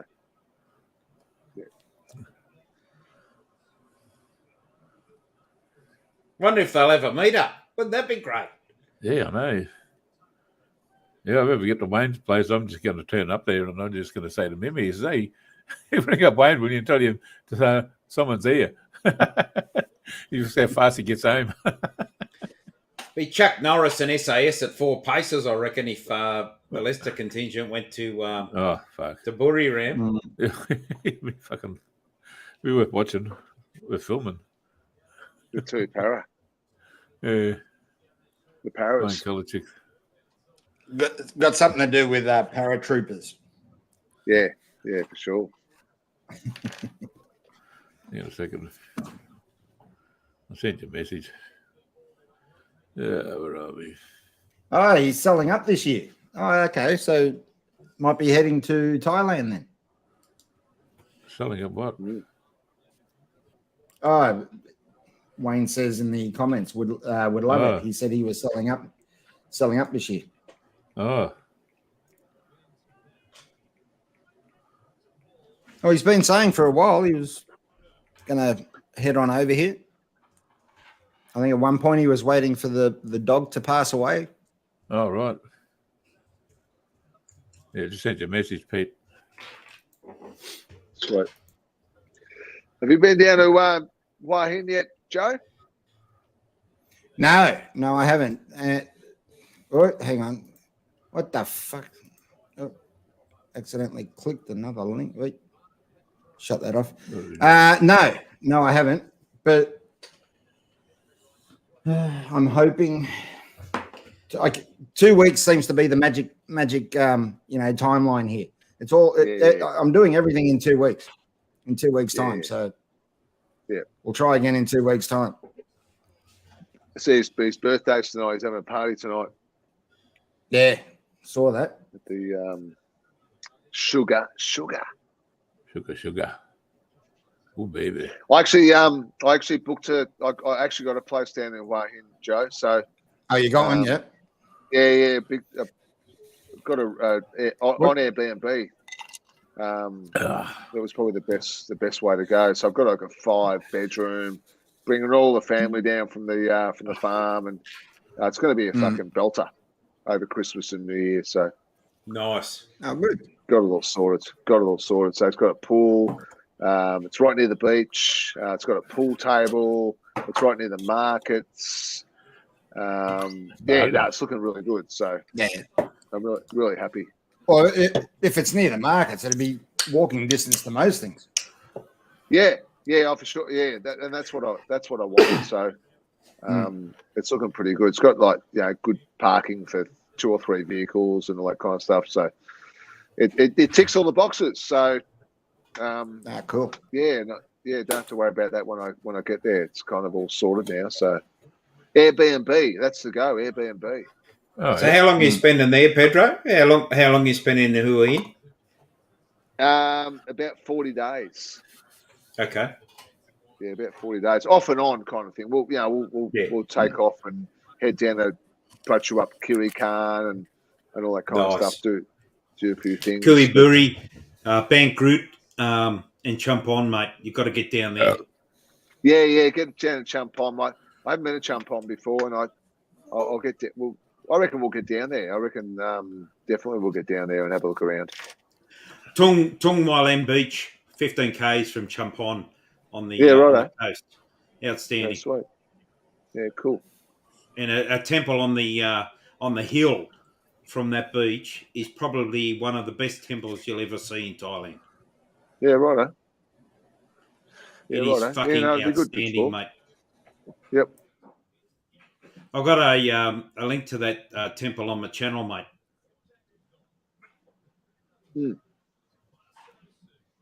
Good day, Steve. See you, Steve. Have a good night, mate. See you, Steve. See you next time. Yeah, I'll be interested. Have we had a visit from our sponsor yet tonight? Not yet. It's got to be time for the sponsor, sure. Yeah, I know. It's been a while. You don't want them to run off and support another channel.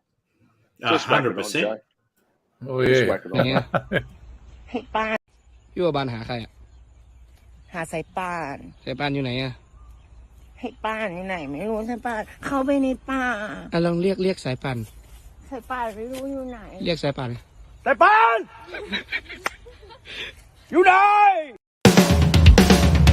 สายปานอยู่ไหนสายปานสายปานสายปานอยู่ไหนสายปานสายปาน สายป่านป่านอยู่ไหนไม่รู้สายป่านเข้าไปในป่าป่านอยู่ไหนไม่รู้สายป่านสายป่านว่าสายป่านลงมาเข้าไปในป่าป่านอยู่ไหนไม่รู้สายป่าน สายปานอยู่ไหนสายปานสายปานสายปานอยู่ไหนสายปานสายปานสายปาน You never get sick of that. They've got to laugh, though. They've got to laugh. Oh, yeah. G'day, Mick. Welcome. Mekong Mick. Yeah, Hey, Pedro. Yeah, mate. I was going to put the link into that video on my channel about what Tang Tsai. If you want to have a look at it later. Yeah, for sure. Wasn't impressed check it with out. the island, to be honest. Glad to get home. Going to Udon Thani on Monday, says Wayne. Yeah, right. He had a few days in Bangkok and Koh Chang. He wasn't impressed with the island. Okay, Coach Unger. G'day, Big W. Fair enough. Welcome. Go, Big W. Yeah, Big W. Yep. Yeah, I hope to do all the touristy shit, in the next month or two. Start doing it. We'll see how we go. Yeah, Coach Unger. I reckon Koh Samet goes all right. I think Koh Samet's not a bad joint. Not a bad island. It's worth going there for a couple of days.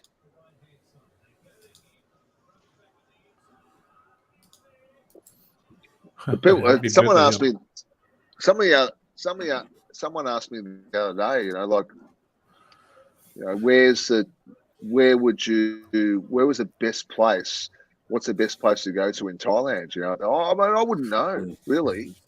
Things have changed. There's so many different places.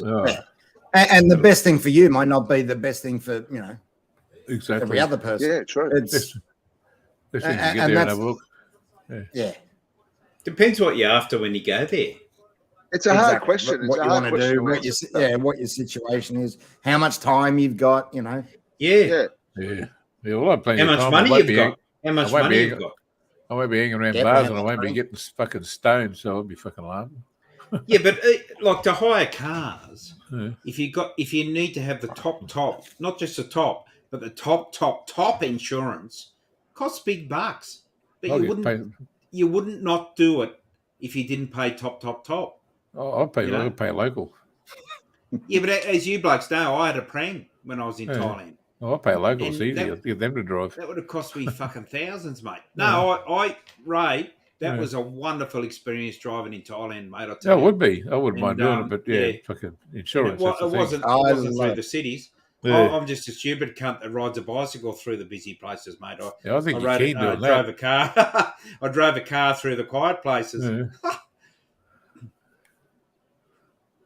Look, what's Wayne up to? Oh, he's on the prowl. He's half cut.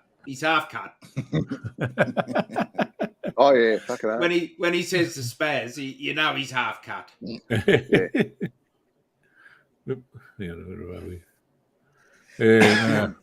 it's even slower.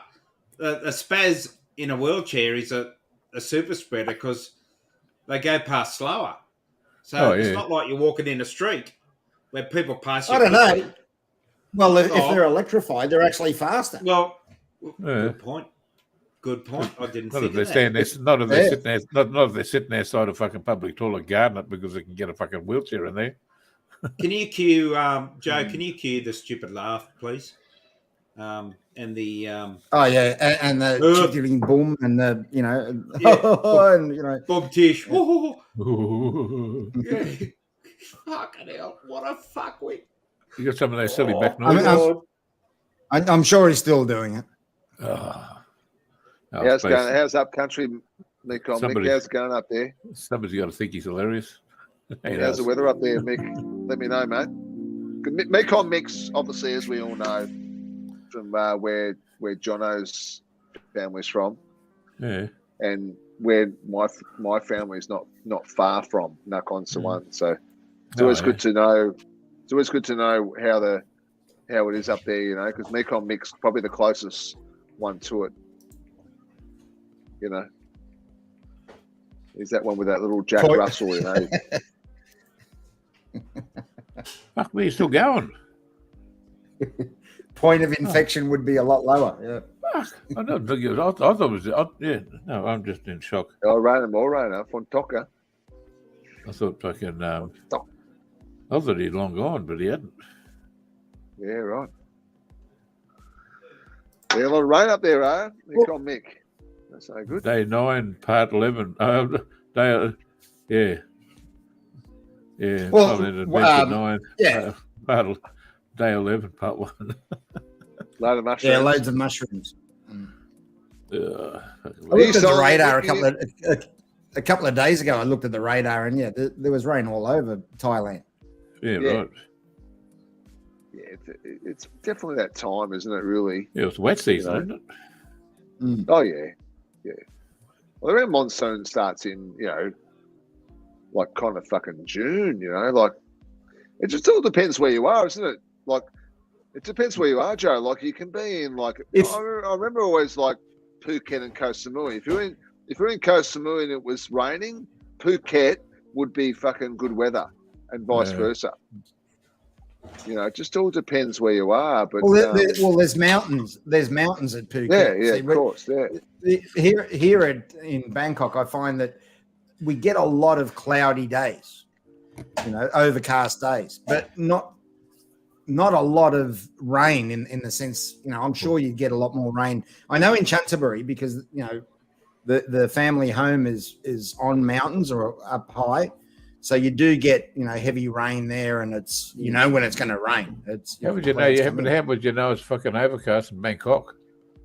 You can't that's it. That's it. Smog. I've actually I've actually spent the last few days trying to get photo shoots where I need the sun. And It's been a fucking pain in the ass. You get out there and it's, there's a bit of blue sky, and 10 minutes later it's gone. Yep. Hey, Joe, who said the Yeah. day 9 paragraph 4 comment? I can't see the comment in the... Yeah, we know what it means. Because, no, I want to extend on that. I want to say day 9, part 3, 2 of 10, the Thailand. Yeah, I said that Subsection 3, paragraph 4, 9 a.m. to 12 p.m., 3-hour vlog. 1 p.m. to 4 p.m., another 3-hour vlog. Yeah. Of nothing. Ah, fuck. Yeah, I know. I know what you mean. I'm just fucking laughing at it. Yeah, it's my head. Pedro, do you know who we're talking about? And I'm not going to say it. I'll allude to it. Just repeat what you've said. Hang on a second. I'll send it to you. Australia. Ray's going to send something in our message thing, but it's Australia Steady Eddie. Okay. Hang on a second. Where are we? And we can't get a strike for that, Jay, surely. Because we haven't mentioned anything, have we? No. Nah. Look, he's also known as Hot Wheels. He's known as the Hedge Parker, He can go and fuck his ninth Dan. Ninth Dan awarded to himself with his own martial arts instruction. Oh, that was a long time ago. He might have upgraded. He might have. There you go, Pedro. He might have degenerated too, mate.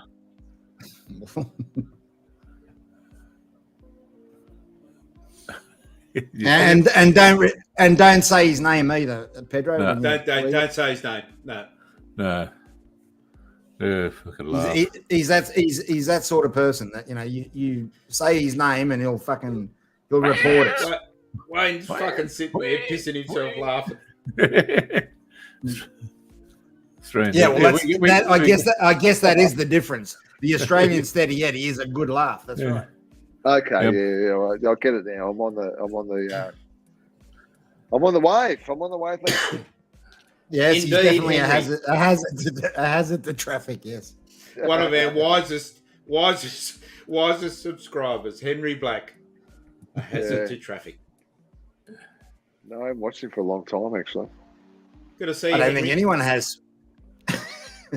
Yeah. I actually followed him a long time ago when I had before Pedro Thai, my Thai vlogging name was Kunbar.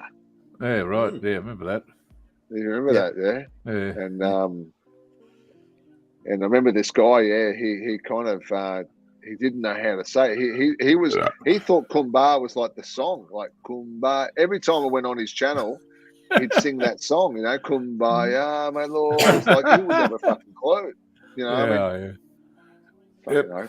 Oh, fucking but done Kumbar, it sounds like our sponsor. Oh, Kumbar. Stefan. Kumbar. Yeah, Kumbar. It kind of worked, but it didn't work, kind of thing. So, Oh, look out. The kangaroos entered the chat. Hello, brother. Here's trouble. Hey, Kanga. Hey, Kanga. Look out. The manicured moustache and beard could be coming on. Yeah. Look out. Look out for the room. I might grab another fucking beer from the fridge. Time to get one. Almost due. So you showed it before. So what's that one, Joe, again, please? This one is San Miguel 0. Oh, yeah. Oh, you're on the 0? That might be beers tonight. Oh, 3%. So it's low like in calories, I think it's Yeah, it's like a Great Northern 3%. There we go. Is that a 3%, Pedro, or 5? Yeah, well, this is a full strength, mate. This is the beer up here. The beer 4.9. Hey, beer down here too, mate. Everyone drinks it down here. Yeah, they love it. It's a Pedro, great job. Is it 5? Yeah. Is it 5, 4.5, or 4.9? Yeah, they like it better than 4X now. Yeah, no, it's a 4.5 or something, or 5. Okay. It's a full strength. I'll just send another message. No, it's a ripper beer. It's I mean, it's like Ray said, it's everyone's drinking this stuff at the moment. Yeah, people love it here. Do you know what shit's funny? Some of the beautiful craft beers that breweries are producing these days, they're producing them in cans. There is nothing better than having a beer. Firstly, my choice off tap. Secondly, in a bottle, chilled to 0 degrees almost. You agree on that? Yeah, I agree. I agree, Ray, too. Yeah. Just sort of ask the other fellas see what they reckon. Send a message. Oh, right. See, it's good to see Pumpui Falun doing a live show the other day. He's looking, he's looking good, mate. He's looking really good. Yeah, it was fucking good on you, Pumpui. It was great to see you put a show up. Outstanding. Yeah, happy birthday, Pumpui. Yeah, happy birthday. And I know he's... Oh, I forgot. Sorry. Happy birthday, Pumpui. Again. Yeah, he's been going through some tough times, but I think he took all his channel down, didn't he? Yeah. No, we just could. Yeah. Well, he had it up on his plate, sort of thing. Yeah, just had a break. He didn't need to, deal with that shit as well. And yeah. Nah. Well, you're fucking going through a hard job there, mate. Imagine doing that on your own. Yeah, no, fair enough. And you've all got friends here. You've always got fucking friends here, mate. Be a fucking strong person to go through that shit on your own. Yeah, oh fuck yeah, man. He's got. Oh, here we go. What's that? Sam McGill. 37 baht. Oh, righto. Zero. So it's what's a 3%er?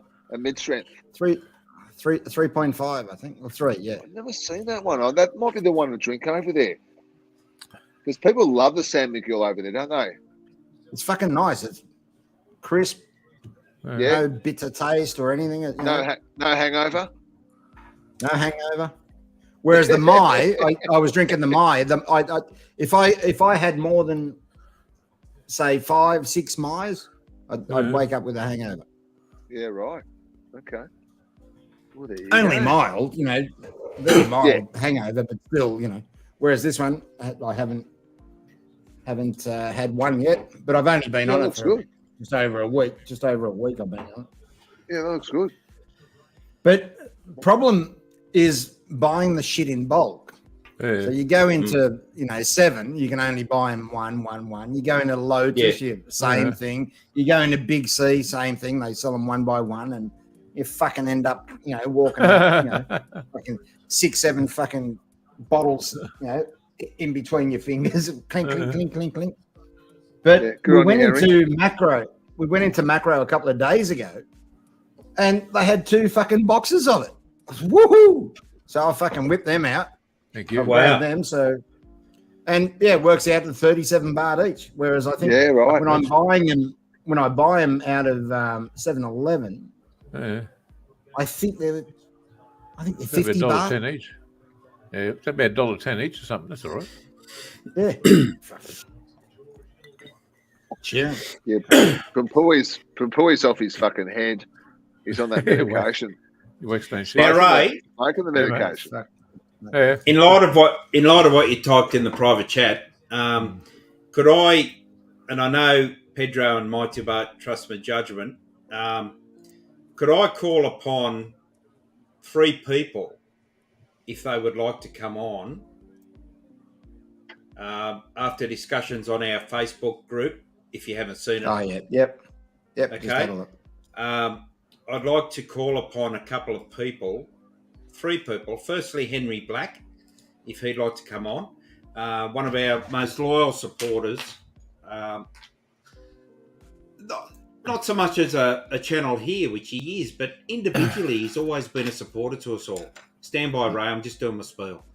And the other one is the piss fucking mute up in Surin in Buriram. And the other one is a stone fucking mute in Western Sydney. So if you'd like to come on. Oh, yeah, right. Because, look, description. Despite all these cunts that are fucking putting shit on our mate Pumpui, we support him. And he needs support. Right? Yeah, we love him. And I know collectively we do. And he's a valued member of our community, as we are, I'm sure, to his. So, so we okay with that, fellas? Oh, Yeah. All right. So I'll post No, the link. you could even extend. You could even extend the invitation out to Kangaroo if he's not doing anything. Yeah. I get on his own. Oh, Kenga, fucking Kenga, mate. Jeez, don't start me on Kenga. No, we love him dearly. Yeah. Oh, it's all right living in Thailand. I'm sure, living in Thailand, sure Wayne. Shano, I retract that fucking comment then. I'm sure Shano will want to come on later when he finishes fucking driving his tram around Melbourne. Yeah, Shano's always welcome too. Yeah. Isn't it great to have loyal supporters though that contribute and all that sort of stuff? And the other guy that was from He's trouble. Got him, yeah, got him. Here he is. Hey, yeah, Wayne. That looks like him. Right. Look out! We've got a plethora coming through. Where's the head of security? Is that you, Pampui? Hello. G'day, Pampui. Hello. Happy birthday, mate. Sorry. Happy birthday, Joe. Can you hear me? Hello. Hello. No, I can't hear you. Sounds like Can't hear you, Pampui. Pink Floyd album, Dark Side of the Moon, doesn't it? Yeah, he's been stoned. He's right. There he is. Yeah, we can hear you. There you go, mate. G'day, Pampui. G'day, mate. Let me There's the boy. Fuck, move you're this looking up good, to the mate. big screen. Oh, it looks like he's off his fucking head. Oh, he's off his head, but he'll be right. Yeah, just a little bit there. Yeah, just slightly. Are you all right, Pampui? You're not overdoing shit, eh? No, I'm just my medication. Yeah. What's the medication He's on his eighth round of chemo, mate. Yeah, the medications to help with the nausea and the vomiting with the chemo. I didn't know. He sounds like you've obviously fucking got cancer or something. Sorry to hear that. Yeah, I've had the lymphoma, and I'm nearing my hopefully final session of chemo coming up in about 2 weeks. Sorry to hear that, mate. Best wishes. Yeah, no, it was his birthday yesterday too. Oh, happy birthday, belated birthday, Pampui. No, it's today, and it's every other day. Well, happy birthday then. It's apparently it's all your fellas' birthdays too today, so it's happy birthday to everyone up there on the panel. And tomorrow's my 10 years in Thailand birthday, if you know what I mean. Is it? Yeah.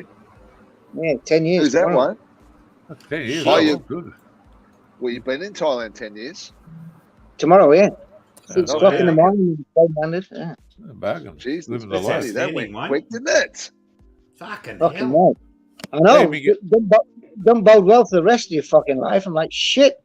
10 years on from now, I'm going to be 70. Fucking hell. Mate, we've known you for more than half of that. And I'm halfway there now. You're the same age as me, Wayne. You're 59, yeah? Yeah. Yeah, I turn 60 in April next year. So do I. April what? 7. I'm 8. You old bastard. Oh, fuck off. Fair dinkum. Fair dinkum. Your mother must have had a tighter pussy than mine, you fucker. Is that right? Yeah, you blokes are the same. No, my mother must have had a tighter pussy than yours, sorry. Fucked up there. Well, we're both airy, so we're stubborn cunts. Oh, fucking unreal, hey. How's you blokes fucking born on the same fucking day? Almost. Well, not quite. Just think, fucking, my dad and your dad. My dad and your dad was shagging our mothers the same fucking night, probably. My father's sperm beat him. Yeah, shut up a bit faster. Yeah. How's it going there, Wayne? How's it going up in Syria, mate? All right? Yeah, fucking good. I tell you what, I just fucking give up with it because I haven't got a proper fucking video camera anymore. I use my phone, and I keep losing data on this shitty fucking Chinese phone. I think Joe Biden's fucking got shares in it. It's crap. It just keeps packing in. So I just fucking give in. every time I want to upload stuff and that, it's not working. So I just gave in. Buy a GoPro, mate. Get a GoPro. Tim said he was going to send me a GoPro, but he never did. You know what? That GoPro I was going to send you is old technology because it doesn't communicate with my phone these days. You need to get rid of that, Ray, that shit on there. That's 2015 technology, Wayne. Now it's fucked. Is that right? Absolutely fucked. I tried it, mate. I tried it. Last trip to Thailand, tried it. Absolutely useless. But the best one I've got is a GoPro Hero 7. I still use that, and it's waterproof, so I'll be using it up the fucking Barrier Reef next month. But they're now up to GoPro Hero 10. Yeah, they are. Really? Yeah, I've got 9. The 9 goes all right, but they go up 10, 11. It's like a fucking iPhone, mate. No, man. I go on a bike ride about 6:30 in the morning. I don't get back till 10:30, 11 o'clock. Yeah. Then by the time I cool off and everything, and then clean the bike and lose the chain, I just got no fucking time, and I'm just fed up with it all. My health is more important than everything at the moment, so I'm just concentrating on all that shit. Yeah, that's fair enough, mate. I don't know. I don't. I'm not like the spaz. Just put fucking 49 minutes of shite up on a video. Yeah, that's right. Get back, clean the chain, have a Brahma bull. I've done most of the shit I want to do anyway, and YouTube isn't, the number one thing in my life at the moment. So no, I don't think it is, mate. Well, neither it should be. Put up though. I do enjoy the stuff you put up because you put up stuff that you don't see. Like the stuff you put up is in Surin. It's real Thailand. It's a country. It's I like that stuff. That reminds me of my wife's fucking home. I know a lot. The people that watch my channel, they want me to do that, and I know that, and I'm just like, I just haven't got the motivation to do it at the moment. That's fair enough. It might come back. I start to edit videos and all that kind of stuff, and I'm losing footage. I'm like, where the fuck was that gone? And the videos don't link in. And I'm trying to, when I'm out on my bike, I'm trying to fucking video, and it just doesn't work. So I just don't want to put videos up there for the sake of it. But yeah. Things haven't changed. I'm in pretty good health. My weight's still down. I'm controlling my diabetes and all that kind of shit. So things are good. Mimi's shop's doing okay. Life's pretty good. It's not anything crap. My father's in. We went off to Bangkok and Koh Chang. I videoed all that, and I lost all the videos. We're having a good laugh. So you went over there. You went to Koh Chang. Yeah, having a good laugh with the dad out in Bangkok, and then we went down Koh Chang. Dropped him off at the airport. He's in Bangkok in Denmark at the moment. Having a laugh. Then he's gone from Denmark to France, and I think he's back in Denmark now, or he's coming back soon. You had family over there as well. You got family over there, like from the UK. Mimi's twin sister is married to a Danish bloke. Mimi's oldest sister is with a Danish bloke, and Mimi's youngest sister is with a French bloke. So right. And they're all in Thailand. Yeah, I'm in Thailand. Fucking the only problem is the shit sisters. It's fucking here in the village. Fucking ripped me off and ripped Mimi off. Pissed me off, but there you go. It can be like that. Yeah, okay. What happened there, mate? Well, I lent her money before and all that kit, and she always paid me back about 3 or 4 times, and I went 20,000 back. Never paid back. 5 years ago, never paid back. And then I bought some land from her dad, and basically paid her dad's debts off in the fucking land bank. And Mimi should have inherited that land, and her dad should have signed it over, but her fucking sister got involved with her mother and all that crap, and just shit all over Mimi and backstabbed her. It pisses you off, It's hard to explain, but things like that do happen. And never believe this. I can relate to it. Even my living in Australia, with the Thais, said they can be, they borrow money and they pay back all the time, and then all of a sudden they don't pay it back. And so basically, I'm 120,000 baht short of what I should be. Oh, really? Well, that's a lot of money. You know, it is a lot of money, especially when, like me, I came here with savings. I'm living on a pension.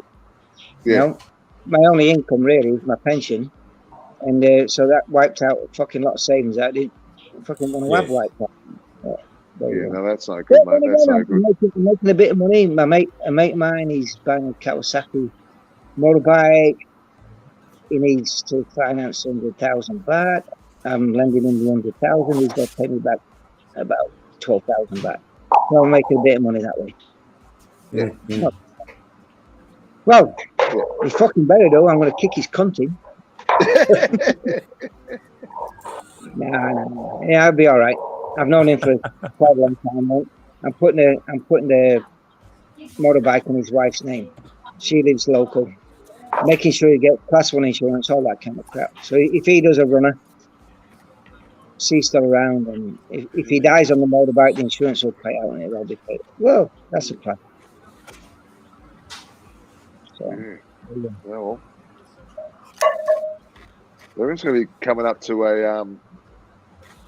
one of the busiest times in Thailand. I reckon, like November, like, you know, the World Cup's on in November, December. Well, I don't know. Look, there's people all around the world. There's fucking rabid inflation all over the place. People ain't got time. Unless you're fucking living on the dole like the spaz and the fucking cretin from Leicester. Where's the money coming from? I don't get it. This is what I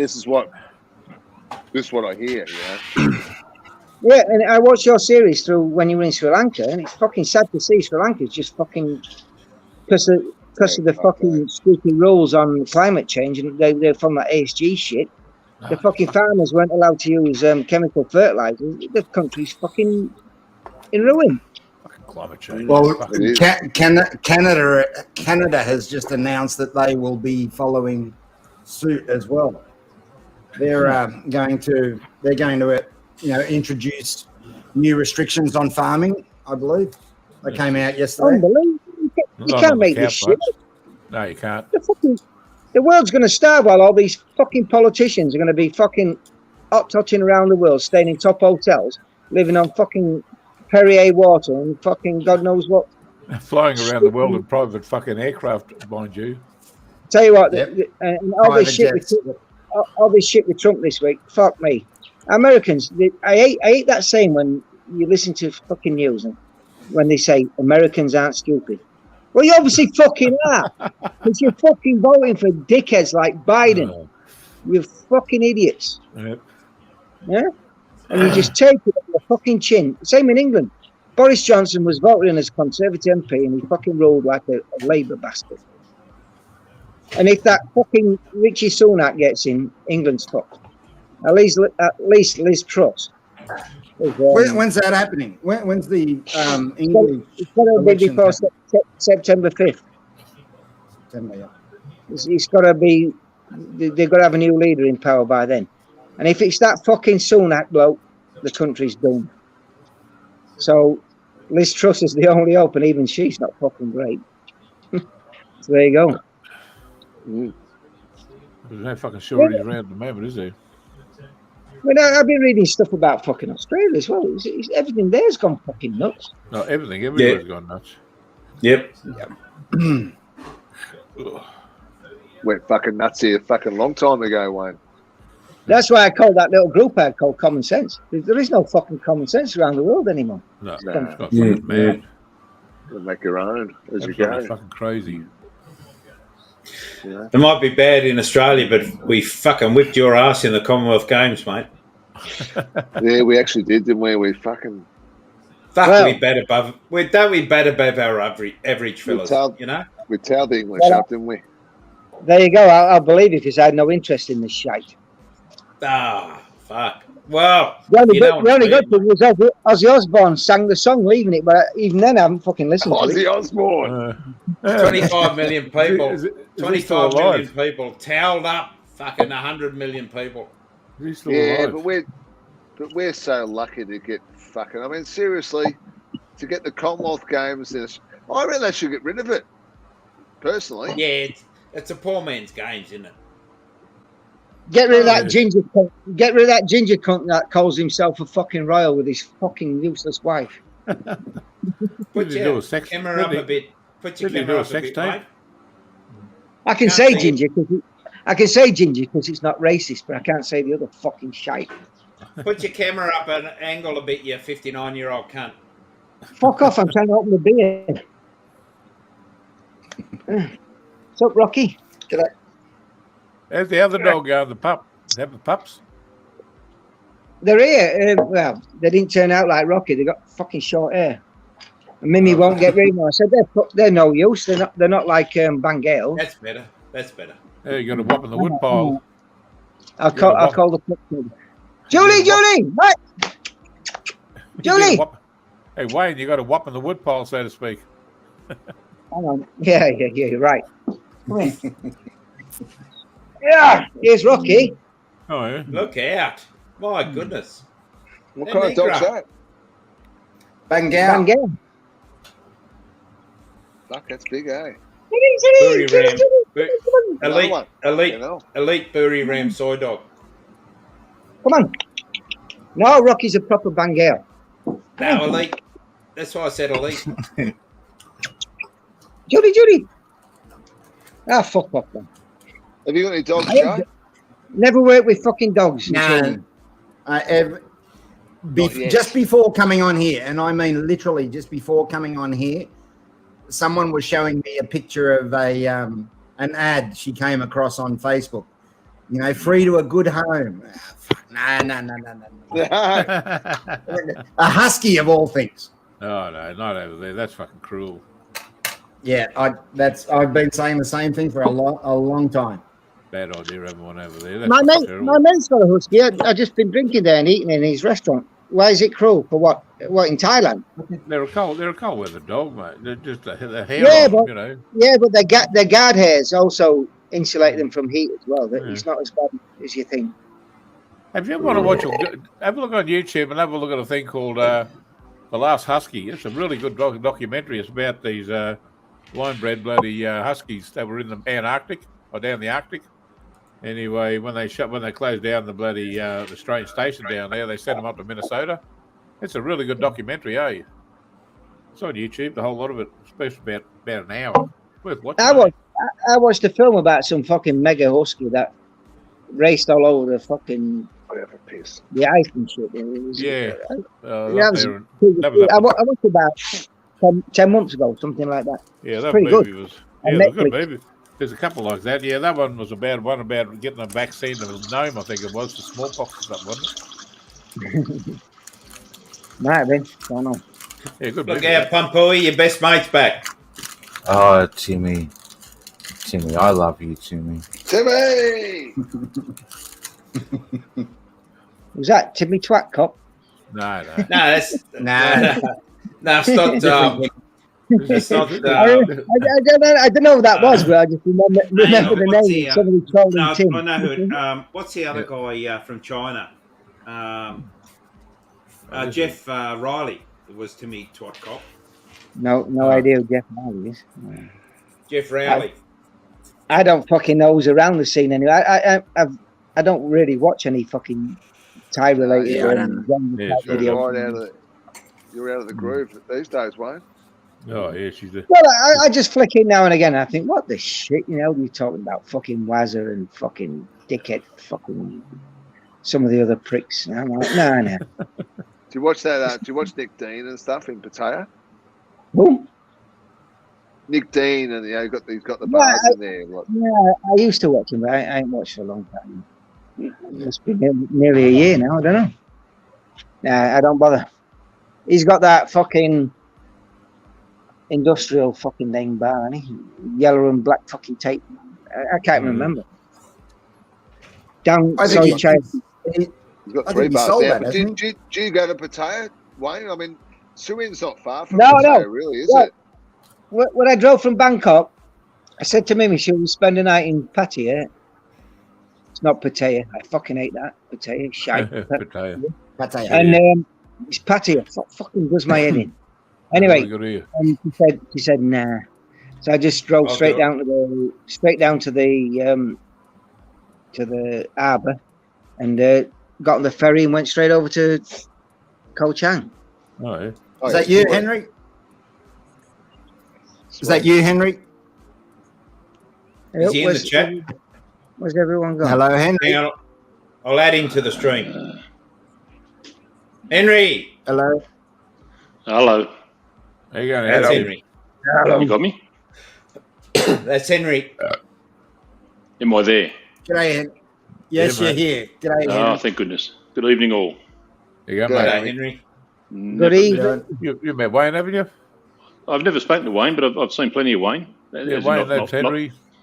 Not plenty of Wayne, but I've seen Wayne lots. I'm not making this any better, am I? Not as much as it used to be. He is when he's fucking off his fucking Henry's, face. Yeah, Henry's one of the good guys. And Pedro, that's when he's his best. Where's the boss? Hey. Oh, yeah. Oh, yeah. Hey, definitely feminine. See a full bred? Looks like Rocky, but I ain't got the long hair. Yeah, right. How's Mimi going? She just walked by. Is she going all right these days? Good? Yeah. Yeah. Bit fat, like. I might kick her out and get a new one. I don't know. Pampooey. Is she Pampooey? Feed her too well, mate. I'm only joking. She's going to kick me. Oh, you're in trouble. You're fucking in trouble, mate. She's the head of security, mate. I'm always in trouble. That's why I like we that. always are, but that's why Pui Falung's got the fucking really good fucking channel name from Pui Falung. That's a ripper. Yeah. Hey, Well, Pui. It was quite a fitting name when I started the channel. I mean, I was probably 140 or 150 kilo back then. Fuck. When did you kick that channel off? That was a long time ago, wasn't it, Pumpui? It was a long time ago, eh? Yeah. Let me stop. Oh, would have been 7 or 8 years ago, thereabouts. Come on, Mimi. Yeah. Say hello. You can see how fat she is. Come on. Oh. Where you found your earring? In the back. Money. Hey, Mimi. Hello, Mimi. Hello. Hello, darling. How are you? Check her nose out. Check her nose. She got a Farang nose. Who call me darling? I give 2 beer. Who call me? I say darling. Hey. When you come to Thailand. Timmy Twatco. Pedro. Chapti. You got to take you in. How you doing? You go good. How are you? I could hear for get off. Are you Pumpui now, huh? Pumpui. Not really, 49 kilo. Yeah. If he don't like, he can fuck off, go find someone. 10 years enough already. Yeah, and lose 5 million back. Yeah. 10 years enough. Go find him. Good luck. No, I'm not that stupid. Oh, and hang on. If he find you, then chop.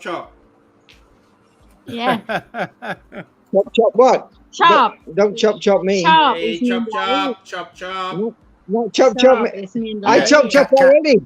I chop when I was 28. Oh, you chop already. Yeah, when I was 28. He love me or don't love me, you can tell by the way he not back to his own country. 10 years tomorrow, then. Yeah, 10 years. Yeah. You Won't may say, have won't chop. tell you tomorrow. You may huh? have chop, 10 years Wayne, but you before don't want to now. lose the meat and veggies, mate. Exactly. So it all still works, fucking same like normal. 10 years, long time, huh? Yes, 10 years so long for me. The only problem with having a chop, sometimes you get pain when you have your balls sucked. That's what 10 I years, found. that's long. God love you. God love you. He been with he about 7 or 8 years and you separate them. The Jane? No. Your TY then. I don't know which one. All 7 years. First wife 9 years and 10 months. Second wife 7 years. Third wife 1 year, but I was together with her for 10 years. So Many wife, huh? Many wife. Yeah. So Mimi, Share the love. You gotta share the love, man. Mimi winner. Good job. I not TY. I just long-term relationship then. Long term, what? Oh, with that. Relationship. Say again. Relationship. What's that? What is it called? Racing shit. Relationship. Oh, relationship. Relationship. Relation. Yeah. It's Yeah, not relationship. Really? Yeah. I thought she's talking about racing ships. Oh, that's For cruel. fuck's sake. I know. No. It's a bit hard of that. Fuck me now. Fuck me. Now he saved more money. I not doing for 3 months. He's your ATM. Oh, Đi đâu mate? Đi đâu hả? She's back on Buddy's Lent. Yeah. You have money? Yeah. But for him, it's every day. Yeah, well. Yeah. What else you Every gonna day? do? Every day, drink every Yeah, day. Huh? every day. Yeah, good. Yeah, but I ride bicycle 100 kilometers a day. Yeah. That's my excuse. Okay. Oh, you're See so you like my. next time. Bye bye. Bye, Take care. Mimi. Bye bye. Bye. Go get me some more beer. I'm going to run out. Go on. Oh, sorry. That's So you're it's just you're so still like averaging my wife. 100. My wife is You're saying still averaging 100 a day, Wayne, or you? Yes, she's gassy. Pardon? Say what? Are you averaging 100 a day, or? What day is it today? Saturday? Thursday I did 120. Yesterday I did 105. Today I did about 68. So, yeah. How many rest days you having? All depends who's fucking died and how many. Yeah. If there's a funeral, if there's a wedding, if there's a fucking monk party, that kind of thing. Most of the time I'm out every day. Yep. You're Good good, shit. buddy. Good on you, mate. I do a minimum about 50, 60 Ks. So Yep. average about Good 30 Ks a mile. So, it's not bad. That's great. Yeah, nice, mate. That's good stuff. So what are you doing, Henry? What are you doing down there, Henry? What are you up to, man? Just usual, getting by. Yeah. Nothing much changes. Work. Yeah. Weekend. Yeah. The other half's away again. She's working, so it's a wonderful time for me to have a quiet beer and get on and have a chat. Where are you based, Where mate, you at? again? Where you at, Henry? Are you in Thailand or Australia or what? No, definitely in Australia. Yeah, New South Wales, about halfway down. Yeah. Henry's done a bit of cycling in Thailand, Wayne. Hmm? Yeah, and Yeah. you scare me when you say you average 100 a day. You're a lunatic. Nah, it's nothing to me. I don't know. Yeah, nothing to you. It's a lot to a big fat bloke. I can tell you. 100 was my best day over there. About 105, 110. Yeah. I took my mountain bike to Koh Chang, right? I got off the bike and I fucking cycled and I saw this hill. And even with the lowest gear, I looked up this hill. I said, fuck it. I ain't going up there. I just came back. I couldn't believe how steep them hills are in Koh Chang. Fucking crazy. Mate, one of the scariest things that I ever had on a bicycle in Thailand, I was with my son and my wife, and we were doing a day tour in Phuket, and it was a couple of hours tour, and we rode about, I think it was a 40k ride, and my son was, how old was he then? Probably 12, and we came to a hill. It wasn't just a hill, it was a motherfucking hill. And I looked at it and I've gone, Nice one. this is going to be a serious hill descent. And I said to Sam, my son, I said, mate, you're going to have to listen to your father when we're going down this hill. And he said, Dad, I'll be right. Well, halfway down the hill, he panicked. He fucking shit himself. And it took all the tenacity that I could muster to talk my son out of crashing and panicking and grabbing the front brake. Thankfully, thank the sweet baby fucking Jesus, we got down the hill. That was one of the most scariest things that I've ever been through with my son, you know. And it's typical of a young teenager, mate, or a young kid. They don't listen to their father. Yeah. But thankfully he did halfway down. You know what I mean? Well, for me, all the controls should be on the front brake anyway. Say again? All the controls should be on the front brake. Because I disagree. That's the one that's got the no, if you look up the rear brake, and you think when you're going down, no, it's all about bike positioning. When you're going downhill, if you put your body weight over the front, you need that front brake to slow you down. So what you're going to do is push yourself against the bars, push yourself back, and then you modulate it like that. But still, most of the braking should be done by the front brake, but don't keep it on all the time. You got to release it, grab it, release it, grab it, and you got to let it cool down. When I was saying I didn't want him to grab a front brake and go over the handlebars. Now, having ridden the police motorcycles, we were always taught to ride the back brake and use the front brake sparingly. Back braking, wet weather, icy weather, shit weather, but the front, if it's dry conditions, use the front brake. But you've also got to be careful that you don't fucking overheat the bastard. Or then you are in problems.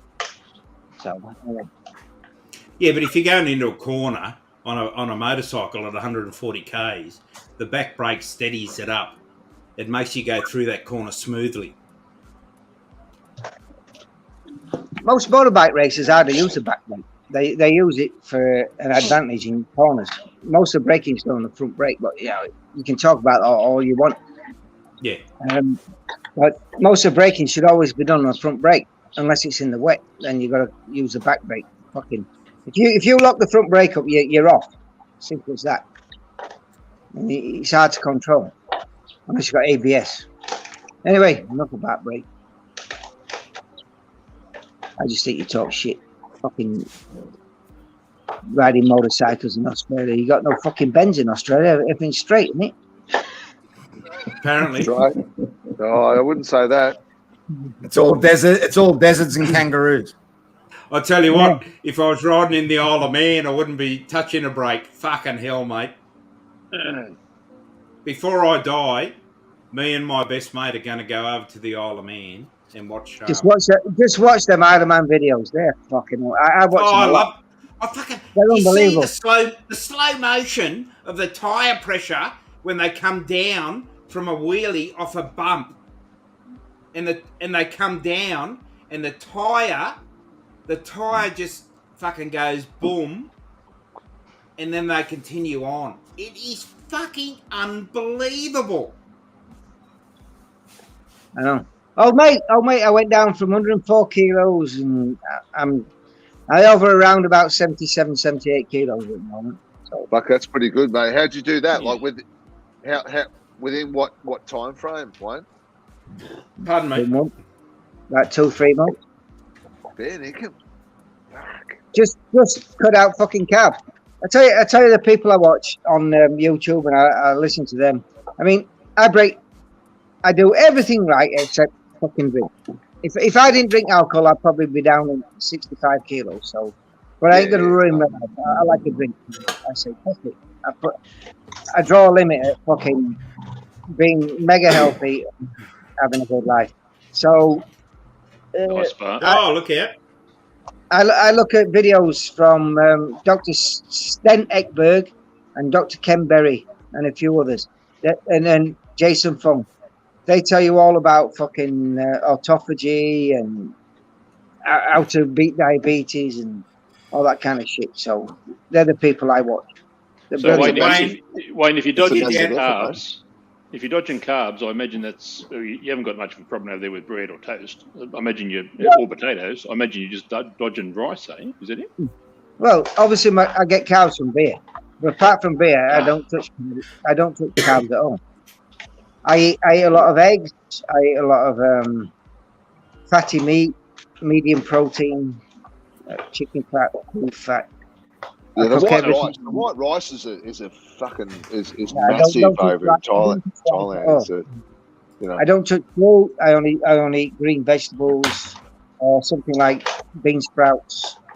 That kind of spinach. So it's kind of paleo. It's kind of all the meat and fat you want, but no starchy carbs. Yeah, my only vice is beer, and that's it. It's not a vice. I know. Well, it is if you want to. Lifestyle, mate. It's a lifestyle. Lifestyle choice. If you want to be total keto, then don't touch beer. But yeah, well, you might as well fucking kill yourself. I don't like whiskey. I don't like whiskey and wine. Well, I do like wine, but Thailand's too expensive for it. You're talking about 600, 700 baht for a cheap bottle of wine. I remember going in a 7-Eleven in Hua Hin, and the Australian wine was like fucking hell. Like for a bottle of I don't know, Jacob's Creek Chardonnay. Yeah, 750, that kind of price. Yeah, for sure. Double, double the price in Australia. Wayne, you get down to 65 kilos. Next time I come to Thailand, I'm going to say, Wayne, get over here and suck mummy on the cock. Fucking hell. I cut the fucker off. I bite it off first. You done well there, right? Done well there. I'm a giver, not a taker. That's a bit direct. Okay. Oh. Well, that's what YouTube's all about. Fuck me. I knew you fucking were twisted, but I didn't know you were that twisted. I'm not that twisted, mate. I'm not that twisted. Oh, just a fucking joke, you cunt. Yeah, rice. White rice can be pretty fucking. It can put the weight on, can it? Really? And all they all can. Don't believe the myth that brown rice is any better than white rice. It's all shit. It all turns to sugar in your mouth. It's fucking crap. Yeah. Oh, really? Okay. Yeah. I tell you, the people to fucking watch, and you won't believe it if you hear them. You think, what a load of shit. Dr. Ken Berry, Dr. Sten Ekberg, Jason Fung, they'll just fucking re-educate you. All the shit that you've ever believed and been told in your life. Like I believe when I was in the army, I think, carbs, have carbs. It gives you fucking diabetes. It's shit. You need fat, low, medium protein and low carb. It just, everything's on your fucking head. Honestly, it's unbelievable. But, since then, I was going through quite a few health problems. I was overweight. I was getting pins and needles in my hands. My eyes weren't good. My feet were pins and needles. Yeah. And I thought, what was wrong? Then when I did the blood test, the old spike your finger, I was like 324, 17.6 on the scale. Where if you're diabetic, anything over 127 is diabetic, and anything over 7 is diabetic. I was fucking screaming, but I was still doing fitness stuff. What are you, Pumpui? What are you weighing at the moment? What, Pumpui?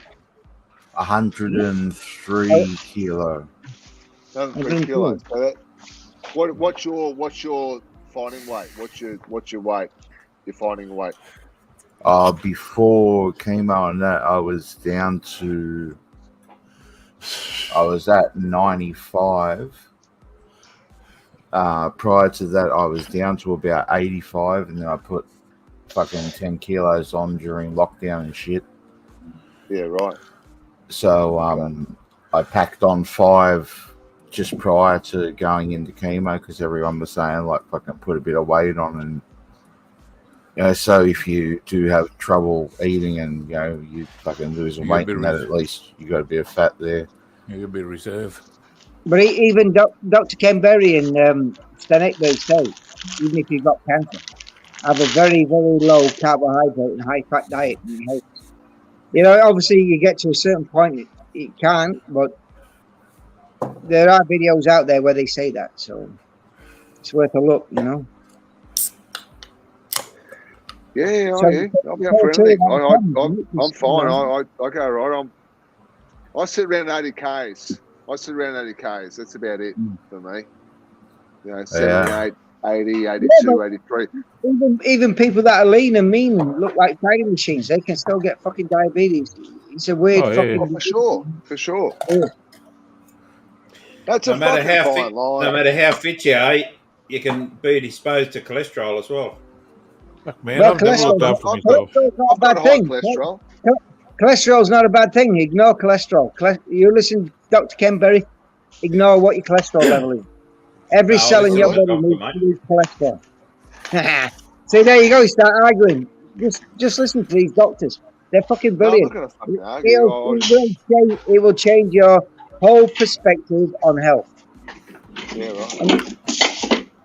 They argue with people like you that say high cholesterol is bad. And they even fucking name the doctors. They'll call the doctors out. That they want to give you statins. They want to give you this, that. Don't take them. I'm not going to listen to a bloke on YouTube advising me of my health. They're proper doctors, man. I like pancakes. Yeah. Yeah, I love a pancake. I like pancake, especially when it's fucking. Just like old fashioned, you know, just a bit of lemon and sugar. No syrup, sugar. Nothing like always the best one, I reckon. Always the lemon and sugar. That is old school, isn't it? That is old school. I haven't seen a pancake with lemon and sugar for years. Yeah, they are. Cool. Now they put the Nutella and the fucking banana. Well, the Thai one, the Thai one's the Thai Nutella and the banana and. But the old fucking pancake was the lemon and fucking sugar. Yeah, lemon and sugar. That was a basic pancake, wasn't it?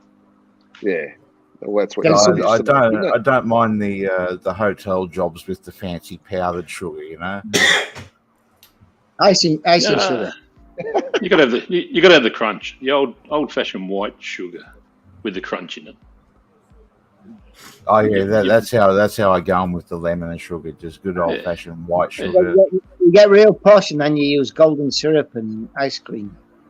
Yeah, golden syrup. Yeah, Maple syrup and bacon. Maple syrup? What the fuck's that? Is that like an American thing? It's an American kind of Canadian, Pedro. Canadian, sorry. Canadian, yeah. The Canucks. Maple leaf. That's the one. The maple leaf. Yeah, the old bloody. We used to get those bloody was it golden syrup and bloody damper. Oh, nice. Hey, fucking, that's a staple. Nice, Ray. We used to get those bloody when we were sitting around the fire. We used to get a lump of damper before we cooked it and just roll it up, sort of thing, and then wrap around the end of a stick. Then you cook it over the fire, and then take it off the stick, fill it up full of bloody, and just have a fucking sugar hit like you wouldn't believe. I'm going to start learning how to do a damper in the camp oven, mate, when I'm away. Yeah, they're not hard to make. All it is a bit of self-raising flour, bloody egg and bloody egg milk and bloody, that's about it, bit of salt. Yeah. Back it together, she'd be right. No worries. I only bought one recently, a proper cast iron one, my old one. They're fucking awesome. Is it seasoned? Yeah, it's pre-seasoned, mate. Yeah, good. Yeah, they're fucking awesome. I love them camp ovens. Yeah, man, I miss all that sort of stuff. I've been really seriously thinking of buying a big fucking bus and setting it all up and just live in the fucking thing and move around. That's what I've been thinking seriously. Well, I've seen the buses up here in far north Queensland. Plenty of them around, Yeah, they must cost £1 though, Ray? Well, it's cheaper than buying a house. Yeah, I'll start calling you halves if you do that, mate. Nah, I live in something fucking proper with a shit house. Yeah, these fucking these people, I've seen them up here already. Yeah. They park on the side of the beach there. They're beautiful. You know, and off they just fucking. They put the towels out on the beach and they got their food and. You know, their house is right on the fucking side of the road. Exactly. You know what I mean? You set an annex up. Fucking, there's plenty of space. There's no bylaws and, you know, coppers coming down. You know, you can't park there, you can't do this, you can't do that. You know, it just makes sense. You know, like the best. That's what I love about Thailand. I just do what the fuck I want. Nobody gives a shit. Yeah. The best spaces in Australia to park your caravan are in the country towns that are showground these days. Yeah. They only charge you a minimal fee for a hot shower and a powered site. And the missus sent me, asked me about her annual leave dates next year. And next April, May, we're going to do a month trip away in the van going down to the Murray. Actually, in Echuca. Yeah, it's good because you're going to save money over here, Wayne. It's expensive over here in Australia. Mate, brain nomads in Queensland are fucking everywhere, right? You don't need to do that in Thailand. You don't. You can just stay in fucking guest houses everywhere. I tell you what, though, you think, China's cheap, but price of recently, you know, it might not be as much as it is in Australia or England or whatever, but he has more than double. Yeah, it's fucking lot of money for Chinese people. Yeah, I agree. Yeah, I know. I know. You're looking at 250 baht for a kilo of belly pork. It used to cost about 120 baht. No, it's not fucking cheap anymore, mate. 250 baht. What's that, buddy? 10 bucks. How much is 3 bottles? 3 bottles of hey, more than that, about 3 times that. What's that? 3 bottles of what? 3 bottles of what you drink, Leo or Chang. Well, 180 baht. But some shops around here are charging 65 baht a bottle, so you're looking at 195 baht. Yeah. Oh, that's all right. That's more than 2%. They were 100 baht before, Ray. Long time. Well, what's that to Australian dollars then? 100 baht's $4. No, a lot of places in Bangkok and Pachi now, I think they're charging them 20 baht for a small bottle. Yeah, right. It's fucking Yeah. I think it's 25 baht to the dollar now for Australia. Yeah. I'm on this bloody page, this channel on YouTube, on Facebook actually. It's a bloody a page on, and it's just about bloody cars and stuff like that in Thailand. Anyway, some guy had a set up, bloody got a bus converted over to a camper over there for sale. He had a bit of money on it, but it's fucking well set up thing, eh? That'd be all right. But then again, you know, like motels and stuff, hotels over there aren't really that expensive, you know, if you want to travel around. No, not at all. The accommodation's pretty good. Sorry, can I just answer? Horizontal decline. I'm in far north Queensland. You can see the fan. I suppose it looks like Thailand. Yeah. But no, I wish I was in Thailand, but I'm in far north Queensland, mate. I'm up here for a holiday. So yeah. But yeah, the beer. I always thought the beer. I always go by the beer. How much is the beer in that country? You know, like that's how you go by the fucking. That's how I price things up. That's where I live on. Yeah, you know. I mean, I remember 3 bottles of you know, the big beers in Nakhon Sawan, where my wife's from, was usually about 100. Well, it's a few years ago now. 100 baht for three big bottles. Shit, that was a long time. Yeah, long time. Yeah, How do you work that out then? 3 and 200. That's bullshit. Yeah, no, it was 100 baht. 33.33333 baht a bottle. Yeah, 3 bottles. Yeah, sure. Would you pay for that? What's a bloody Jack Daniels can worth up there? That's a long time ago, I must admit. Hey, Jack Daniels can, I think, about 95 baht a can in Tesco. What's it worth there? What's it worth up there, Pedro? Oh no, you're not gonna be able to buy that up there. You'll have to buy. No. What's it cost where you are now, up in North Queensland? Up here. Yeah. At $4. Beer. No. What you're drinking now? The Jack Daniels and. Oh, the Jack Daniels. They were like about $26 for 4. Oh yeah, you're not cheap, eh? No, they get you with the tax. It's it's the kiddie tax. So it's tax central in fucking Australia. They will fuck you. Oh, tell me there's no fucking tomorrow. I went to fucking Vanuatu and I bought a liter bottle of Jack Daniels Sinatra blend for $120 over there in a case, and I got back to Australia and a price it was $360. That's how much money they make. Bottle of Bundaberg rum, $12 over there, a litre bottle. OP Bundaberg rum. You get home, it's fucking 4 times the price. The thing is, you know, the audience here, what you're looking at. Somebody going on holiday, don't give a fuck about 120 baht for small bottles. They're going on holiday, having a good time. Yeah. Well, if you live here, you know, and you're on a pension or whatever, you're on static money and all that kind of crap. I came here, it was 45 baht for a big bottle, you know, in the village shop, and now you're looking at 60 to 65 baht a bottle. That's a pretty big increase over 10 years. Yeah. It's more than like 2% inflation. But what I'm hoping for this year, if the UK pension, because you know my army pension goes up relative to what inflation is in the UK. Yeah, I might get every 6 months or something. If I get a 10% October every year for me. If I get a 10% pay rise in next year, well, the inflation in Thailand is about 2.5%. I'll be happy with that. Hey Wayne, this October I'm getting 5.2. We're already rich anyway. You and your missus, fucking coppers, fucking polite. Bastard. You're loaded. 5.2% increase, mate. $200 a fortnight. Okay. Yeah, that's pretty good. If I get 10% though, you know, that's a fucking good increase. Yeah, for sure, entirely. It would be. See, over here, Wayne, once you turn 60, you don't pay tax here on the pension I'm on. I never pay tax on my pensions. I got war pensions. Mine's a defined benefit pension where you have to pay tax until the age of 60. Yeah, I've never paid pension on it any of my. That's why I could work and earn a lot of money, and my pension didn't add up. That's why I saved a lot of money so I could afford to come to Thailand. One of the reasons I could afford to come here, and then like now, and when I get my state pension, I don't top my army pension.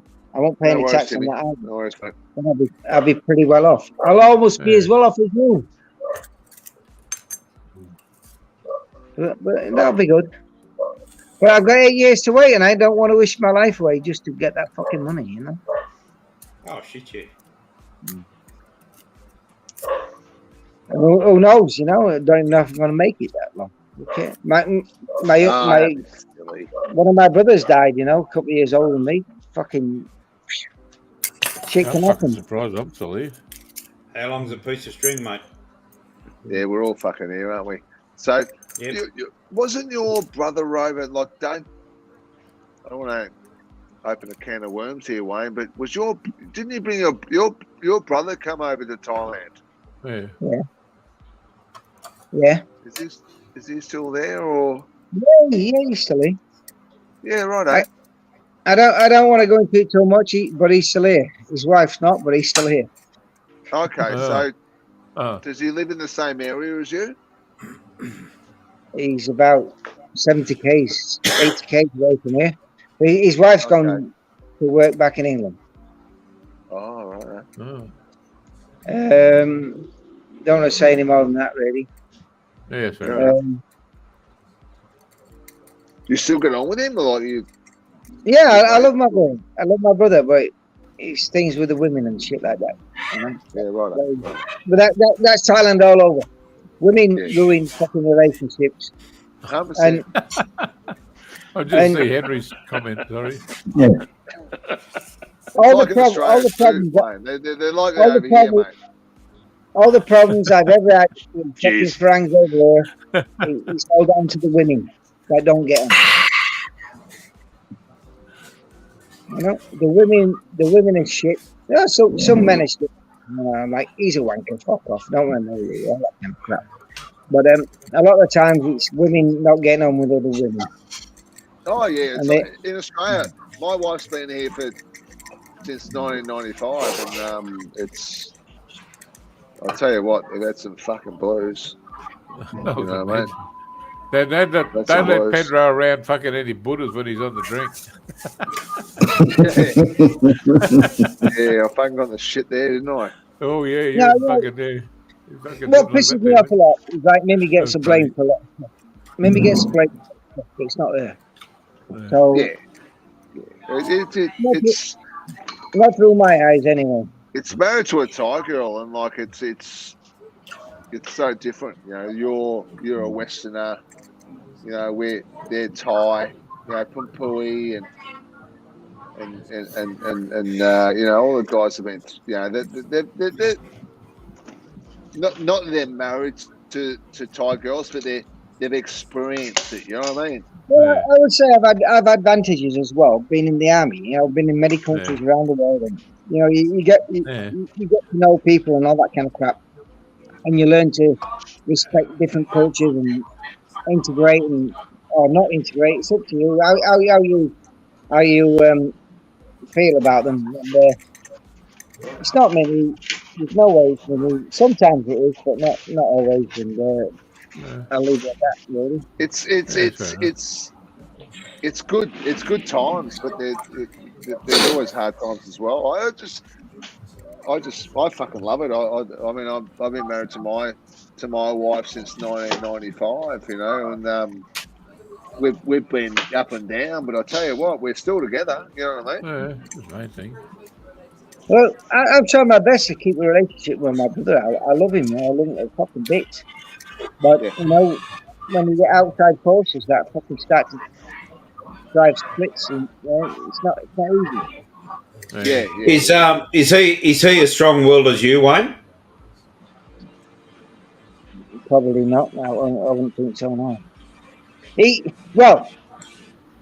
What I would say, he's a very family oriented guy. You know, he's had 4 children, all that kind of shit. Whereas me, I'm more of a loner, and I can just take or leave people as I find them. I don't give a fuck. I'm easy to break relationships.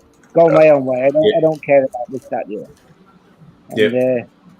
And I don't linger on the past or anything like that. I'll just say, if I don't like something, I'll just fuck it off and I'll go in a different direction. That's me. And I don't really it's funny you fucking say that. It's funny you say that because I'm fucking exactly like that.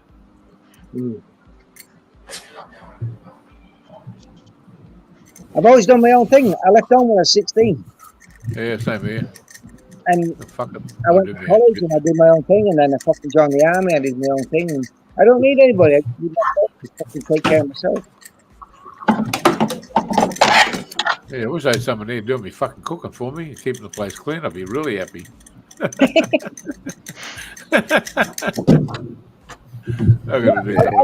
like Minnie. I like Minnie. She don't fuck about, you know. Yeah. She's really strong. She fucking goes at me like shit. Yeah, she's bogus. She's great.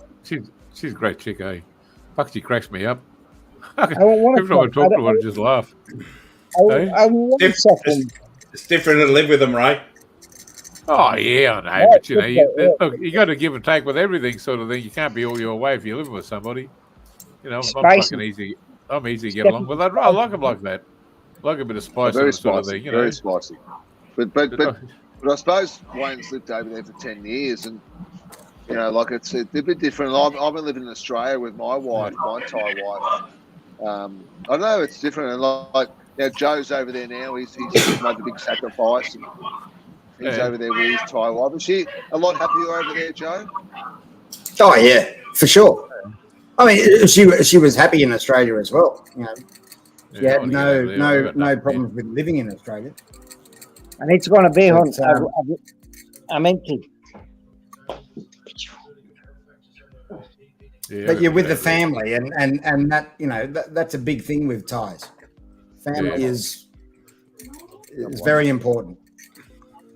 Yep. There's plenty out there. I've been looking on that bloody Thai friendly a bit. There's fucking plenty on there, eh? Like, you know, a lot of them have got family and stuff or whatever, you know, kids or whatever, you know. But I don't give a fuck. I don't mind. I love kids. Right. Yeah. Some of them also have a penis. No, it's all right. I can tell the difference, believe me. I've been there. I'm fully aware of that. All right. Long as you're on top of it. You can't if it's on Thai friendly. No, but you're not allowed to. As soon as you see me, you can't. I go, well, fucking see you, buddy. See you in the springtime. Penis-free zone, is it, TMW? Yeah. No, what I'm saying is on a nap, you can't tell what you're looking at. Sorry, I'm with you. So you have to wait till you get there to find that Adam and Eve is Adam and Steve. Get down their pants and get a handful of nuts and fucking bolts. A bit of a shock.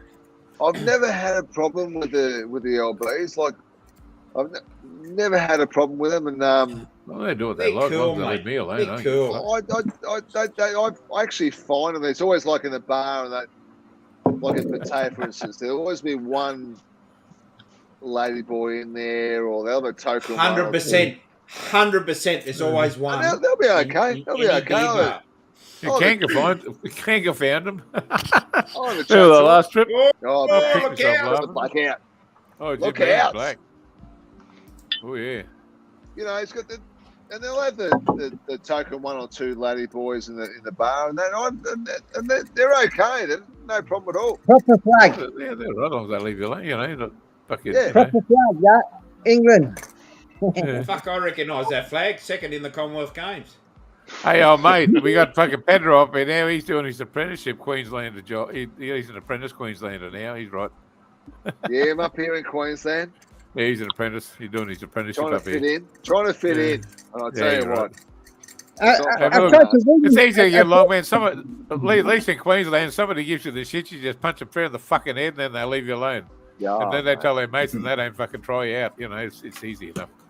Can anybody here help? I've tried to wean myself off beer because beer's high in carbs and all that shit. Bad drinking whiskey. I hate beer at the moment. But it's like shit. Fucking bourbon.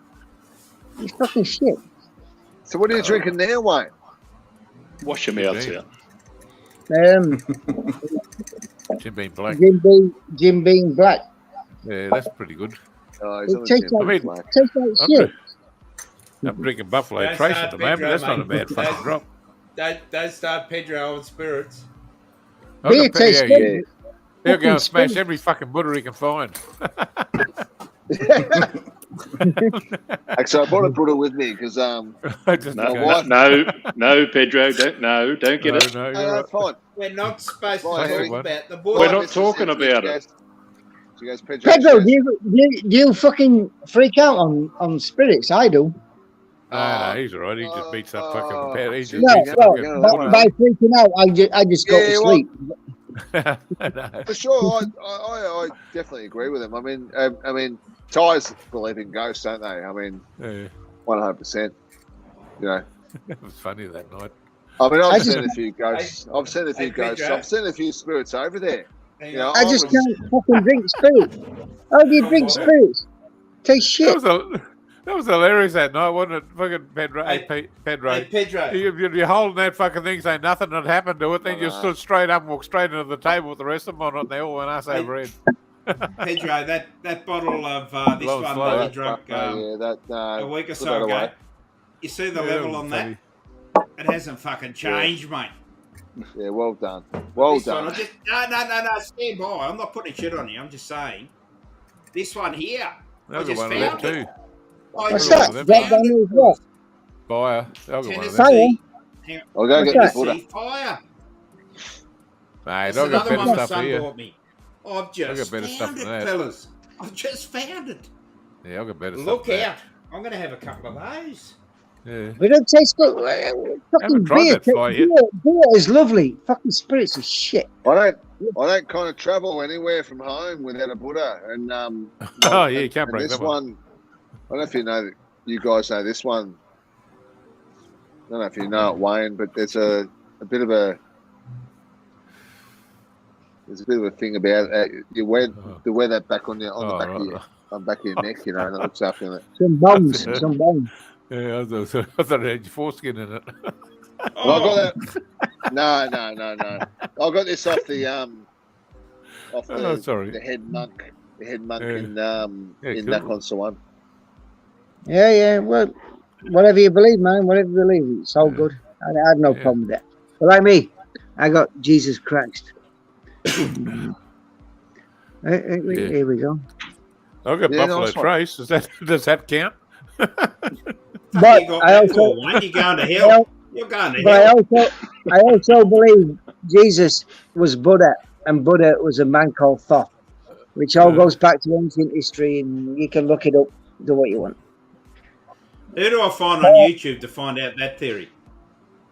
You're trying to prove him wrong, are you? Yeah, that'd be fucking right. Look at Gerald Clark. Oh, fuck, he quoted someone. Green emerald tablets of Thoth and all that kind of stuff. Back in a minute, I need a piss. You're going to hell for wearing that cross. You're looking about the Anunnaki and all that kind of shit. It goes way back. I'm not educated with stuff. I believe what I believe, and like Joe knows, I'm a stubborn cunt, and I just believe what I believe, mate, and that's just me. I respect others' opinions and things, but I expect others to respect mine, and I like. Let me just put it this way: there's things that in discussions we all integrate with, and I don't comment on some things because I may disagree or I may not disagree, but I don't. What's the word?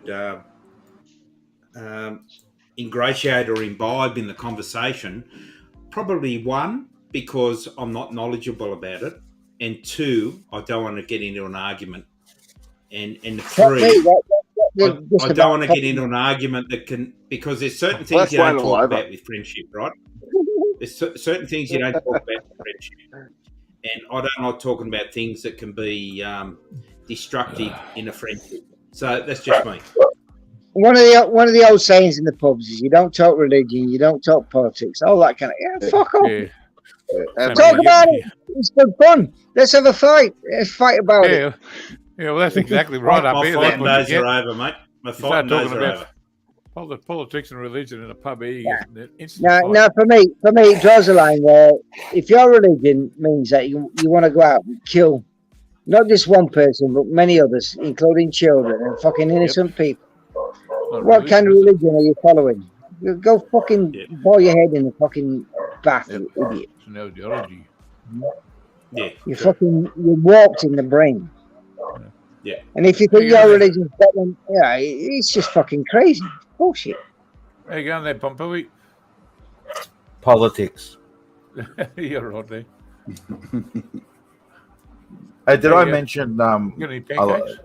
Yeah, I was just going to say, did I mention I like pancakes? About time you had a shit, isn't it? Pooey? About time you had a poo, isn't it? Talking about politics. No poo in 22. No poo 22. No poo 2022. He's got 3 August. You blokes ruined Why it. is anybody talking about politics? Why is anybody centre right compared to Hitler? Yet somebody who's centre left is never compared to Stalin, who killed more fucking people than Hitler ever did. What the fuck is wrong? Mate, why? I mean, seriously. It's called cancel culture. That's what happens these days. If you don't agree with the mainstream narrative, then they cancel you. That's it. They even you hurt their feelings. They even cancel Alexander Solzhenitsyn, who was the best fucking writer in the 20th century. That fucking highlighted all the shit that was going on in the Gulag. Old mates just hit the nail on the head once again. Yeah. Isn't it funny how everybody is born into the correct religion? Yeah. Oh, yeah. Fucking very wise man, old mate. Wasn't old mate wasn't he had like a spanner? He still is. He's got it. Yeah, you're looking at StreamYards. Yes, he has. You're looking at StreamYard's chat. He doesn't know how to use it, but he can, I'm on the wrong fucking... Am I on the wrong one? No, you're just on StreamYard. No, stay on StreamYard. Yeah, you can't see it on StreamYard. For fuck's sake, stay on StreamYard, Pedro. But I'm just you know what? I've got a second screen. You know what? YouTube runner on the other one. So I'll tell you now. Everybody I've ever interacted with in my life, I've never met a left-wing person that could ever argue with me or converse with me. And I don't hang around with people who've got left-wing fucking views. Oh, you don't know. Where's Zimmy? Where's Zimmy? Is that your house? Where's Zimmy? No, that's a fucking Paul, mate. Let me introduce you. Fucking hell, he's pop. Can you make it from your balcony, Pedro? Pedro, can you dive in? Can you get it from there? I could do. I could actually do that, Henry. Hey, I'm Henry, for fuck's sake. miles away. It ain't my issue. Fancy his earphones, eh? Yeah. Oh, yeah, you got his earpods. I know. I've just got them, actually. I got them for my birthday. But this one doesn't work, Joe. What's going on? Why is this one work and that one doesn't? Because the left never works, Pedro. The left never works. You put it in the Is the brand a fruit? I think I might have got that, Mr. Nobody. Apple. No, seriously, Joe. Why is that one not working? Apple. Well, if it's Apple, I can't help you. Yeah, boom tish. Yeah, it's that was. I know nothing about Apple. My daughter fucking got me this computer. Maybe it's set on mono. I don't know. Is there a stereo option? I'd like to ask Pedro if set it on homo. Set it on homo or fucking queero. You'll get better response. Genuine Apple, or is it Apple inverted commas off eBay? I wouldn't have a fucking clue, man. Seriously, I'm question. As you know, I'm not good with that shit. But question about that, mate. If it's genuine Apple, it'd be working. If it's Apple off eBay, yeah, well, there's a. I don't fucking know why it just hasn't worked. So it doesn't really matter. The one here works okay. But I don't. Too Wayne, this is a new thing. much cheap Chinese shit over fucking taking everything. I had my 42nd birthday last week, and I got these fucking iPads. 40 seconds. Check him out, fucking baby. Look out. What? I have never seen a man live on YouTube with a straight face, What experience you got in life? But having said that, he's not on oath at the present time. So, you know. 42. Fucking. Oh, they've gone now altogether. Yeah, your microphones have gone. Yeah, they've gone. Pedro, fucking microphone in fuck. Trying to do some Auslang. Microphone fucked. No, he's muted him. He's muted himself. Microphone. Cheap old good. Microphone. Buy genuine Thai bread. They're the best thing. He's Don't buy nutted himself. Watch your chair as you get up. I think we're allowed to say that because he can't hear us. Look out, here he comes. Here he comes. He's gonna charge him, I think, or try to. Well, you put him in the thing. He's gonna have an excuse. He's gonna have an exclusively expensive Chinese buddy thing. Yeah, you put him in that, you get a 15-minute charge after a minute. In the meantime, nobody can hear what you're talking about. Yeah. Hey, they look good. Oh, nice, spectacular. Nice box, that. So he should hang on. I'll take his mic off because he might be using the computer microphone. Hang on, where are we? Pedro Ty. He might be using. Can't unmute. Their mic isn't connected. No, because the mic is part of the earbuds, which is now in a box in his hot little hand. Okay, but if he's got an Apple laptop, so he could be doing. Yeah, but he'd have to go into the StreamYard settings and change the microphone to the laptop. Hey, Joe. In the meantime, I came over on the ferry from Koh Chang and I landed in fucking Track. Then I drove up through Kanchanaburi and I said to Minnie, I should call Joe and fucking see if we can meet up and all that kind of crap. She's like, no, drive. But it fucking hell, it's completely different. When was that? About 3 weeks ago, something like that. I might have been there. Yeah. I said, I called Joe and she's like, no, just drive. Yeah, you've lost an olive. Fucking fruit trees all over the place, man. It's unbelievable. Oh yeah. When durian season is in swing, you should see how many fucking trucks are in the place. Semi trailers everywhere. There's a lot of big distribution warehouses, like massive distribution warehouses that might have 50, 60 semi trailers all lined up, picking up durian. Yeah, it's unbelievable. But a lot of good fruits there. And I'm like, what's the fucking difference with the soil and everything, But there must be a difference. It's fucking shit grows different there. People have brought durian trees here to try and grow, but you just don't fucking grow. I've tried a few varieties. Can you hear? Sorry. Yeah, Can you hear us, Pedro? Can you hear us, Pedro? Try changing the microphone. Try changing the microphone settings on your laptop to the laptop microphone. That might work.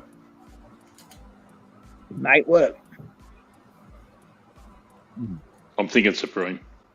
No, but that's the way he used to do it. It was with his laptop.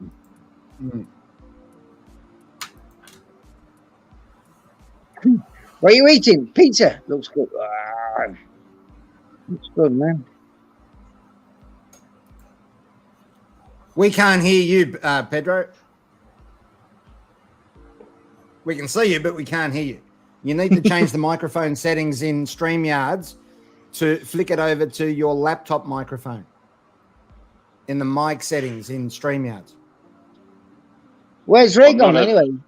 I'm not having a shot, but in my limited YouTube experience, there is nothing longer than trying to explain to a bloke that you can't hear him. Yep. It seems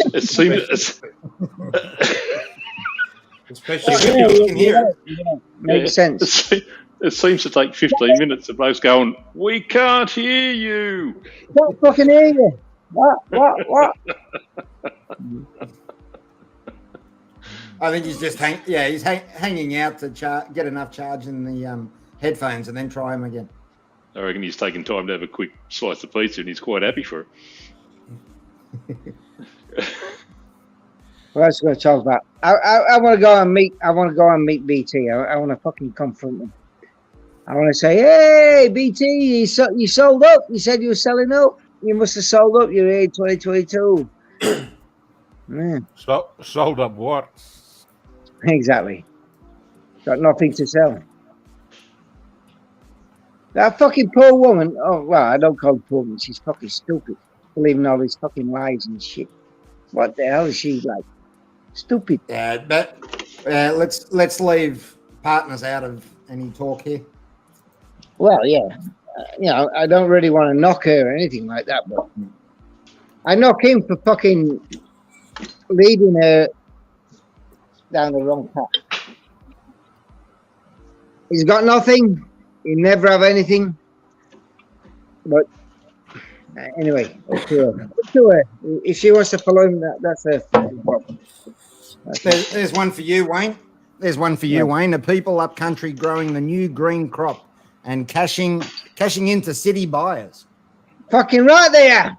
They all came up across the other day. Video. They all came out with fucking cannabis plants everywhere. But I don't think there's any THC on there. All these people are fucking stupid. Nah. There's no THC in them plants at all. And they're all walking around thinking, woo, happy. Yeah. There's no fucking... Pampui, has your THC stick got THC in it? Yes. Yep.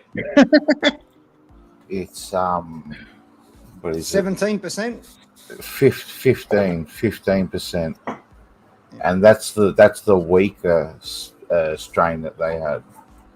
Pretty fucking strong. They said we'll start you off on that. They said we don't want to go too heavy, straight off on the first script. They said, but see how you go on that, but we can give you some stronger stuff. And I think what sort of dose do they give you, like for how many weeks, sort of thing?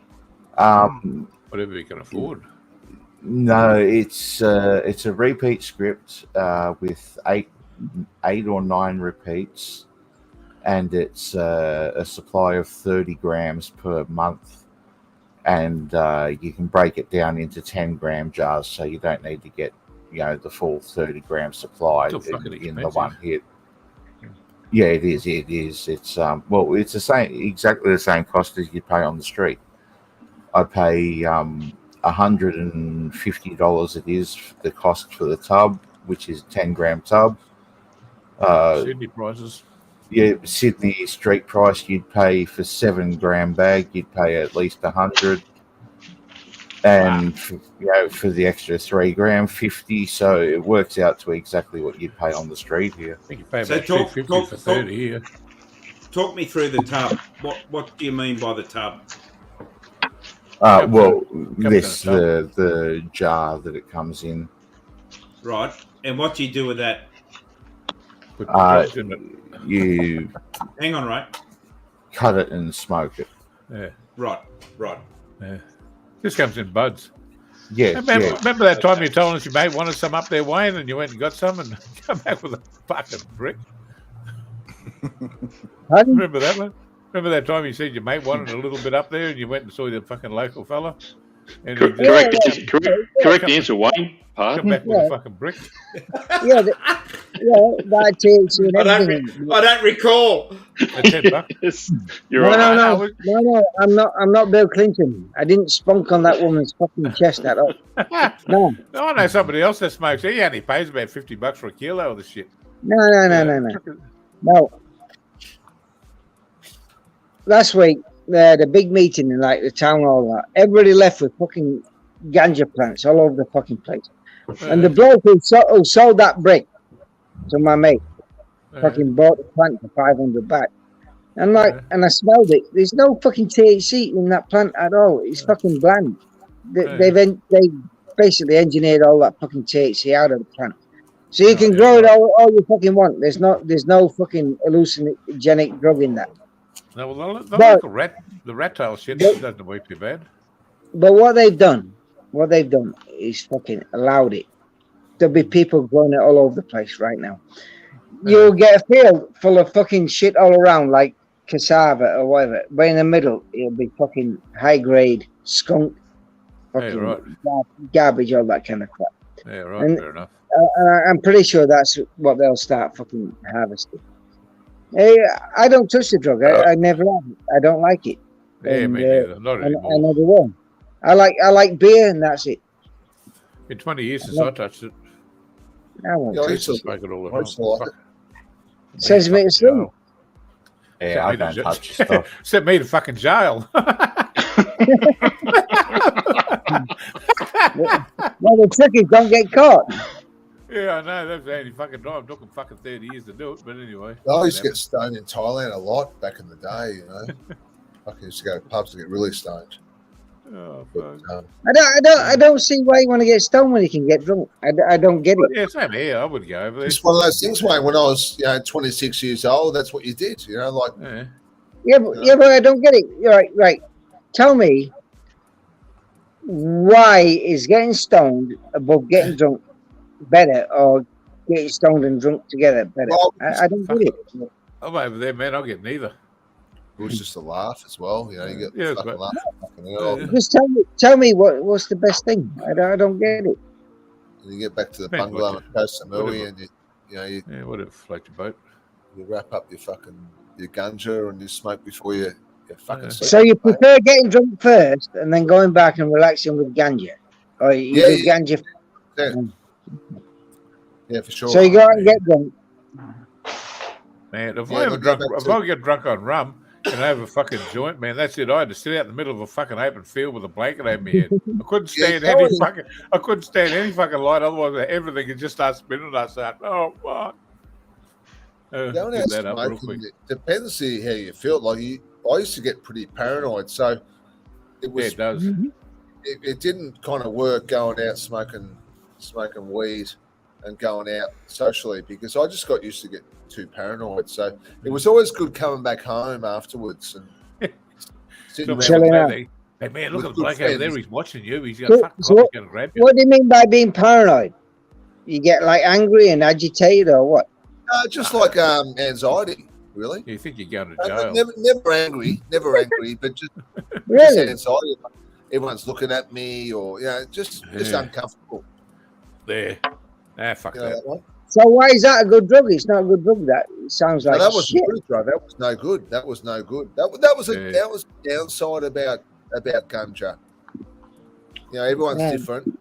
Everyone's different, but that was my downside. The problem we have with ganja in England now, we have all this skunk shit. It's really high grade fucking ganja. It's hell out of here. Yeah, that mountain fucking growing good shit. That sort of stuff. Yeah, the best stuff in Australia was always the outside grown stuff, Yeah, stuff up in the mountains. Get the hippies growing that shit up in the fucking rainforest. They start growing that shit. Fucking head off. I done that. I took some of that shit down to Melbourne one time and whited out a whole fucking room full of people. They're all sitting there telling me they're big time smokers. I said, try this shit. Use that shit and I'll get this stuff to burn. Put a bit of ash. Holy fuck, you should have seen it. It was hilarious. I could actually live like a hippie because I could live on enough money from the pension coming in and smoke drugs and take drugs and fucking live like a hippie and don't give a fuck. But I just don't want to live like that. I don't want to live like that. No, it doesn't agree with people. It doesn't agree with everyone. It doesn't agree with me. It doesn't agree with you. And I just don't. You know, you can have dreadlocks. It's a great look. You know, Bob Marley was a great. You know, he was great. Bob Marley. You know, he was smoking. And, he looked. He was cool. Bob Marley was great. It was the thing to do. You know. Yeah, back then. I guess so. Get I guess so, but I don't think it was great. I never liked Bob Marley. Fucking wanker, but there you go. He always looked hungry for mine. Yeah, exactly. You look like he's trying to chew on something. He looked like he's fucking noodle. You could do with a brush too, or comb of some sort. Yeah, they play good music. I like that reggae stuff. Didn't mind well, it at all. Yeah, it's good, but you know, and then looked at Jimi Hendrix, and they all died of drugs. What the fuck? Oh yeah, they're all fucked up. Drugs aren't good. Most Thai bars drugs, like a bit of Bob Marley. Drugs deprive them of fucking great music for tens and decades of music. Bob Marley, if he'd have lived 30 years, what music would he have made? Same with Jimi Hendrix. It would have been brilliant. They all fucking died young. Yeah, well, I can't imagine he used to sing a soprano. Yeah, he used to get into the fucking heroin in the fucking 70s, you know, and the acid and stuff, you know. And I saw him one day wandering down the road. He had a beautiful Pan-Am Harley, and he put it into he had a fucking flashback, you know, sort of thing. This is 20 years after he gave it up. No, this mate of mine, he sort of had a fucking, he had a flashback, and he fucking put his Harley in to get the fucking, the generator rewired and told him to be back next birthday to pick it up, and he lost a beautiful Pan-Am Harley. And last time I saw him, he's wandering down the road, fucking, you know, he thought Sonny Barger was after him. Anyway, he had a big prolapse on the shit. But anyway, last I heard, he's up North Queensland. Sonny Barger. I was injured. He died a while back. Yeah, bless his soul. The best bar I've ever been to in Thailand, ever. And this is like not a, you know, this doesn't come down to two bars. This is the number one bar, and that was the reggae pub in Koh Samui. It was a fucking ripper. I hate reggae. I want to listen to that. It was a fucking ripper. It was the best pub. Chawang or Lamai? Chawang. It was the best reggae pub. It burnt down New Year's Eve in 1998 or something like that. And it burnt down. I watched it burn down. Some fucking stupid fucking backpacker let a firework off inside the joint. I've got to listen to this. Hang on. Back up and it burnt down to the fucking ground. And then the next day, they opened the fucking thing. They never closed. The restaurant survived because that was like a different place. It was like over the road, and they just made the reggae pub into the fucking restaurant the next day. So it just kept on going. And 3 people died. The thing was in Koh Samui, there was no fucking fire brigade. How's that on night? We rocked up on the next. It's like, hey, we've got a fire truck, but the fucking fire truck is always facing inside. It's not like facing the road where you can go out and fucking save lives. It's facing inside, right? You have to reverse out and then, what the fuck are you doing? Yeah, no, they're good with the fires, you know, over there. There was an old bloke putting that fire out with a fucking garden hose, and there was all these fucking tourists walking through, fucking taking photos, and they're like 3 tourists died that night, so it was a crime scene. It was a fucking crime scene, but you just walked in the crime scene. It was no fucking problem, you know. The best pub. I've been to Thailand over 40 times, right? It was the best pub, the best bar that I've ever been to in Thailand. Yeah. Easy. Bumpui, question down below for you, mate. Yeah, mate, I seen that. It actually does help with pain management. The strain that I'm on is actually a hybrid strain of both indica and sativa. So it gives you both the body soothing effect as well as, you know, the mind. It helps with everything across the board. Without it, I literally wouldn't be able to be sitting here with you guys right now. I get that nauseous and I can be sitting there, and this is how effective it is, and just how blown away I am at what it can do, for medicinal purposes. I could be sitting here absolutely nauseous, head spinning, migraine setting in, swallowing down vomit, have a puff, and within 5 minutes, I'm fine. Absolutely fine. Like, nothing. Back to normal sort of thing. Fuck. Sorry, mate. Sorry to hear that.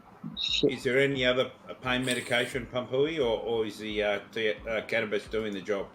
No, this is it now, and this is one of the reasons that they wanted to move me on to this was, prior to that, they'd been giving me the endone, and, obviously that's not good for long-term use. Fuck no. So they wanted to find me something, an alternative to the opiates. Great dreams with endo. Yeah. I don't remember a lot of mine. It would also assist in No Poo 2022, wouldn't it? The endo? The endo does. Fuck. Yeah. Jesus. Oh God, that was one of the other things. The constipation with that was my goodness terrible. You'd be punching out a baby doll, mate, after 3 weeks. I had that with fucking codeine when my leg was fucked and everything, and I went through all the fucking rehab and all that sort of shit. I was on codeine, I was on temazepam, diazepam, and I was on fucking paracetamol. Everything bummed me up. I was fucking and then I watched a video yesterday about Elvis, how he died. I was on a cocktail of drugs the same as him, and he got fucking addicted to that shit, and I cold turkeyed off it. And that's what killed him. Temazepam's a sleeping drug, you ball bag. Temazepam and diazepam and codeine and fucking paracetamol mixed together. It's a fucking dangerous mix. You watch how Elvis died. He was on that fucking mix, and I cold turkeyed off it. I tell you now, I felt anything like that make you shoot a television screen must be off kilter, mate. I would imagine, as Elvis did. Possibly. Did you see that Did you see that new Elvis movie, Wayne? No. What Elvis movie? There's a new Elvis movie out now, but no. What did you see it? A doctor explained how he died. How he died, and they reckon it was all these fucking drugs that he was taking that killed him. Who knows? Oh shit! Yeah. This movie's not more about that Tom Parker than what it is about fucking Elvis. I think. Part of those drugs was the cocktail I was on, and I cold turkeyed off them. I didn't have a problem. I just came off them.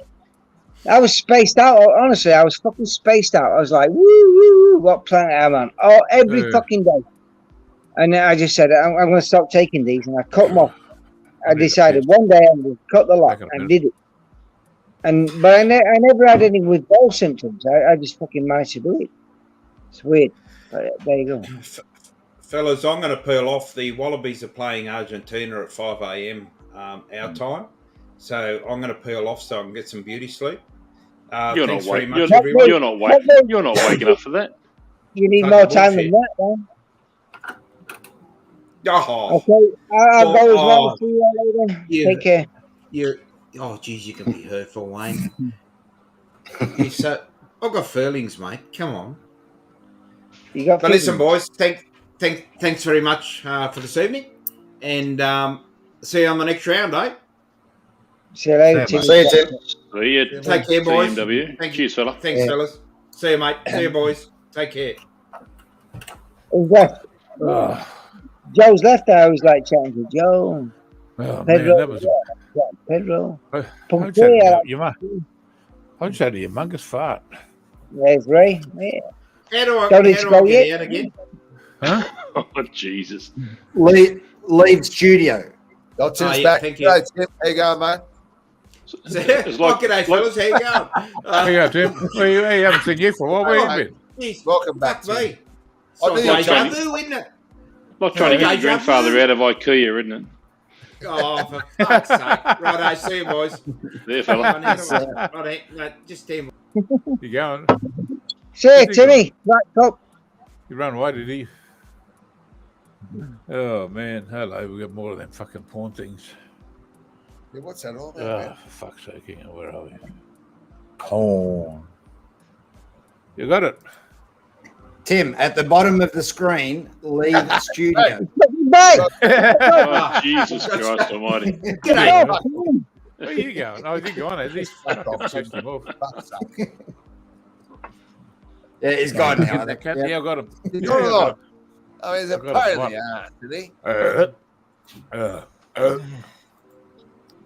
Tell you what, these Buffalo Trace ain't bad. I drunk about half a bottle of this shit so far. I better lay off. I don't want a hangover tomorrow. Pumpy Frank still there. The funniest thing he ever did was about the spaz. Because me, anyway, we don't like the spaz. The spaz is the spaz. He's a wanker. It's not just because he's a spaz. He's a fucking wanker. Yeah. He's a useless cunt. Yeah. And he's now doing 49-minute fucking videos of nothing. There's no editing in there whatsoever. It's just shite. Complete fucking shite. But I can't stop watching it. I'm fucking up because I'm a dickhead. I didn't even think he was around. I had to go and have a look to see if he was. But anyway, hope that ain't pop up on me fucking what It's he called. fucking unreal. He shit his place all over the fucking the bedroom, the ground floor, and everything like that. And he puts it all in his. He doesn't actually show him shitting himself, but he says he shit himself all over. What the fuck? You know.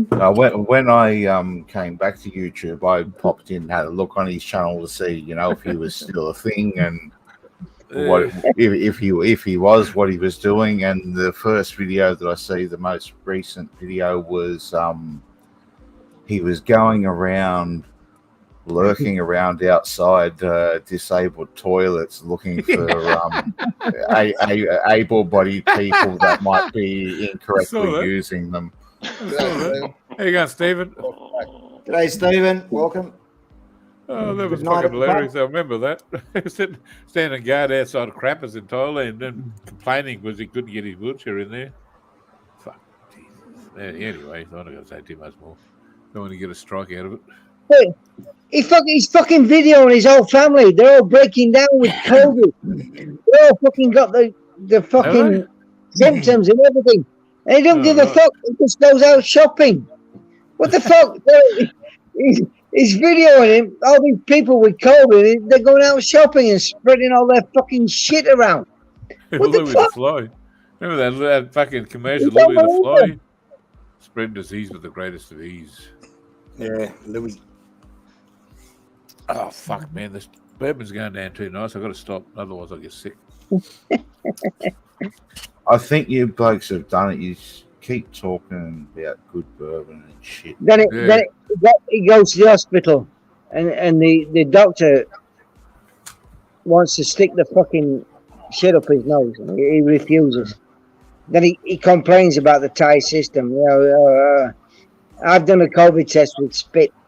The doctor wants to stick it up my nose. There's no way I'm doing that. I've got medical fucking reasons why.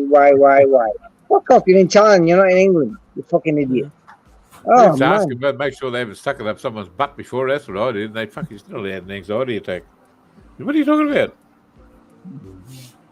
I only ever had one fucking test.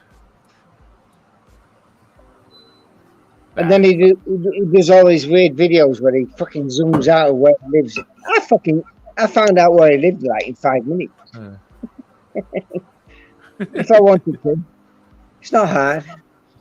I'm not like Stephen Clark, where you can do nasty video like show Joe's family and all that kind of crap. Oh, fuck. You know what I mean? Yeah, I know. Fucking painkiller. Painkiller. Yeah, fuck. It wasn't me. Well, that'd be the world's worst fucking kept secret, wouldn't it? But anyway, that fucking what was that one? The countdown one, Joe? The truth bomb. The truth bomb. Yeah, that was a cracker. I bet you he did shit for about 3 days. But anyway, whatever. It is what it is. Well, he actually said that. He actually said that he couldn't sleep. No, he didn't. Somebody told me. Somebody in that circle of friends told me that he was really nervous. And that was during the countdown, not after it, but during. He'd said to me that somebody was having many sleepless nights, and it wasn't good for his health. It's fucking and this person was actually trying to talk me out of it, trying to talk me into stopping taking it down. And I said, well, it's the last fucking person whose health I give a fuck about. I'll have to give you I'll give you a buzz sometime, Wayne, and tell you a really funny fucking story. I don't want to tell it on here. It was fucking hilarious, eh?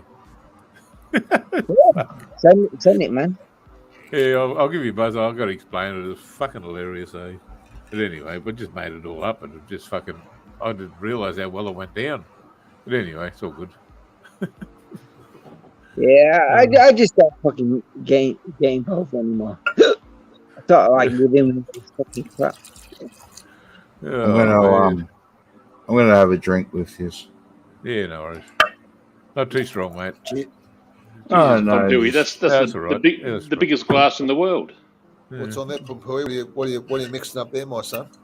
Just a bit of regular old Jack Daniels. Yeah, nice one, my son. Actually found that one. Walking up to the grocery store. I usually go up, first thing in the morning, 7 a.m. Get out before all the people come in. Yeah, right. And you log up at 7 a.m. There's a heap of units and shit along the streets where I live here, and on the fence out the front of them, one of them was just sitting there, and I thought, I looked around, I was like, "Hey, you better sniff that first before you make a cake with it, all right? You never know what's in there." Yeah, I looked around like it's a bit too good to be true. Like, yeah, you're just a fucking. It's good to have you on a panel, eh? It's fucking good of you, because we missed you. When I seen nobody around, I was like, "Yeah, fuck it, it's mine." It was sealed, wasn't it? It was sealed. Yeah, thankfully. Okay. That's my rule. I'll bring anything home provided it's good and sealed. Must make it awkward with ladies. Oh, fucking hell. It was a full bottle, wasn't it? Yeah. Got the and it's a 1 liter as well. So free 1 liter Jack Daniels Black, not bad score. Fucking 1 liter, that's all right. So somebody's been overseas in Italy.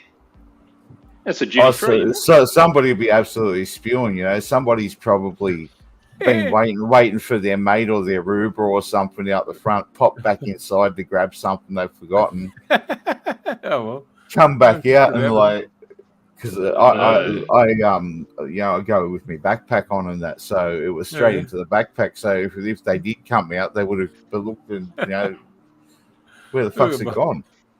Who are you trying to ruin your buzz there? Look. It's good to see look, Mr. Nobody's trying to ruin your buzz. Oh. Is anyone heard from Zimmy? Is Zimmy back in Thailand? No, he's in Phuket at the moment with his fucking girlfriend. He is in Thailand. I'm in Thailand. Yeah. Joe's in Thailand.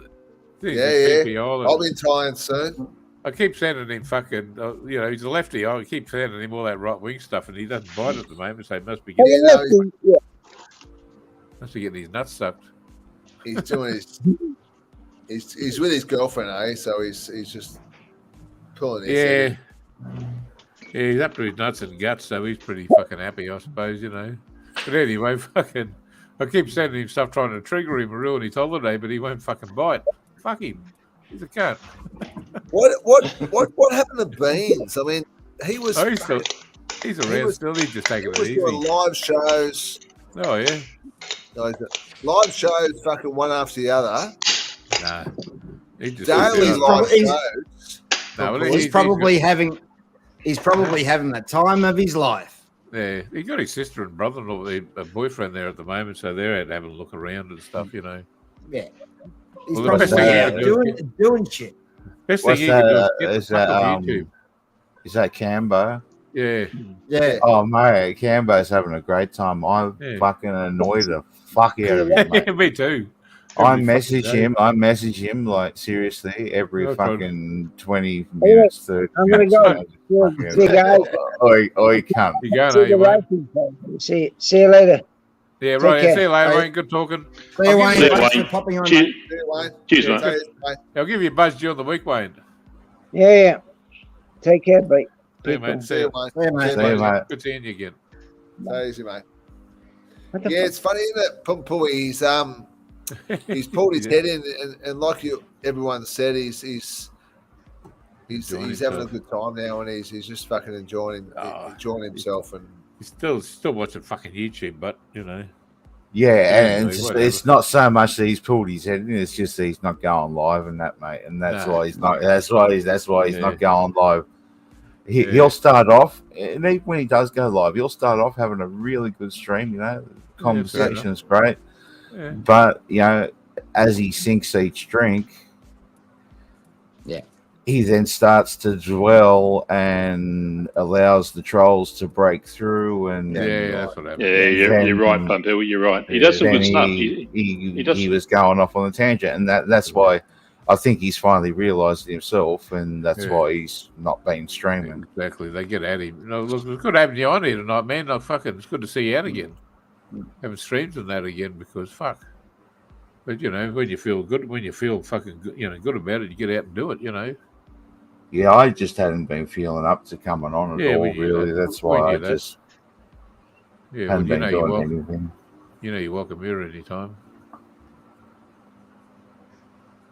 It must have jumped you though, Pompeo, because the first couple you were good as gold, weren't you? You said this is okay, this is great, this is I'm dealing with this, and it got worse on every single session of chemo. Like the first one, I didn't feel sick at all, not in the slightest, and then the second one, just the first day after the chemo, I felt a bit nauseous, a bit of vomiting going on. And I was fine again after that, and then the third, pretty much the entire first week after the chemo, I was just in bed, rotten, throwing up all the time, nauseous, and that's been the thing every session since. It's been worse and worse. Now I don't even get to the second day before the nausea and the vomiting. It's it sets in immediately, like that night. Takes a lot of strength to do that. Like, thankfully the next session is provided they've quartered all the last, but even being that it's the last and the silver lining and everything else, I'm still dreading it, just based on how bad it's made me feel.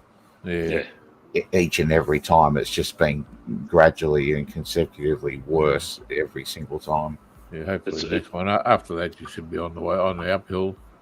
That's why they got me onto the weed, was like they gave me medication and that for the nausea and the vomiting, but that wasn't even cutting it.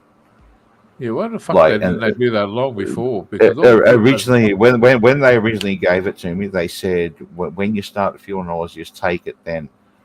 So it was basically a take as required, and then when I kept saying, like it's that fucking bad, they were like, "Well, just take it 3 times a day." Then, so I went on the 3 times a day, and still just didn't cut it. Nothing at all that they gave me. No, the headaches and that. The endone that works for the pain, but doesn't do anything for the nausea or anything like that. And that's what they, it was my idea to get onto it because I knew that it was going to help with the 3 things that I was struggling with most, which was the vomiting, the nausea, and the loss of appetite, because I was starting to fucking lose my appetite entirely. And that's where you're going to run into trouble during chemo if you're fucking not eating and you start to get weak and shit. And that was one of my major concerns, was fucking I was halfway through, things were going really well. I didn't want to slip, lose the appetite, grow weak, and gradually go downhill over the next half of it. You know well enough. Don't think you have to get on. Get on when you want to have a chat, but don't think anyone's fucking making you get on. How do you sleep? How do you sleep? How's your sleep? Like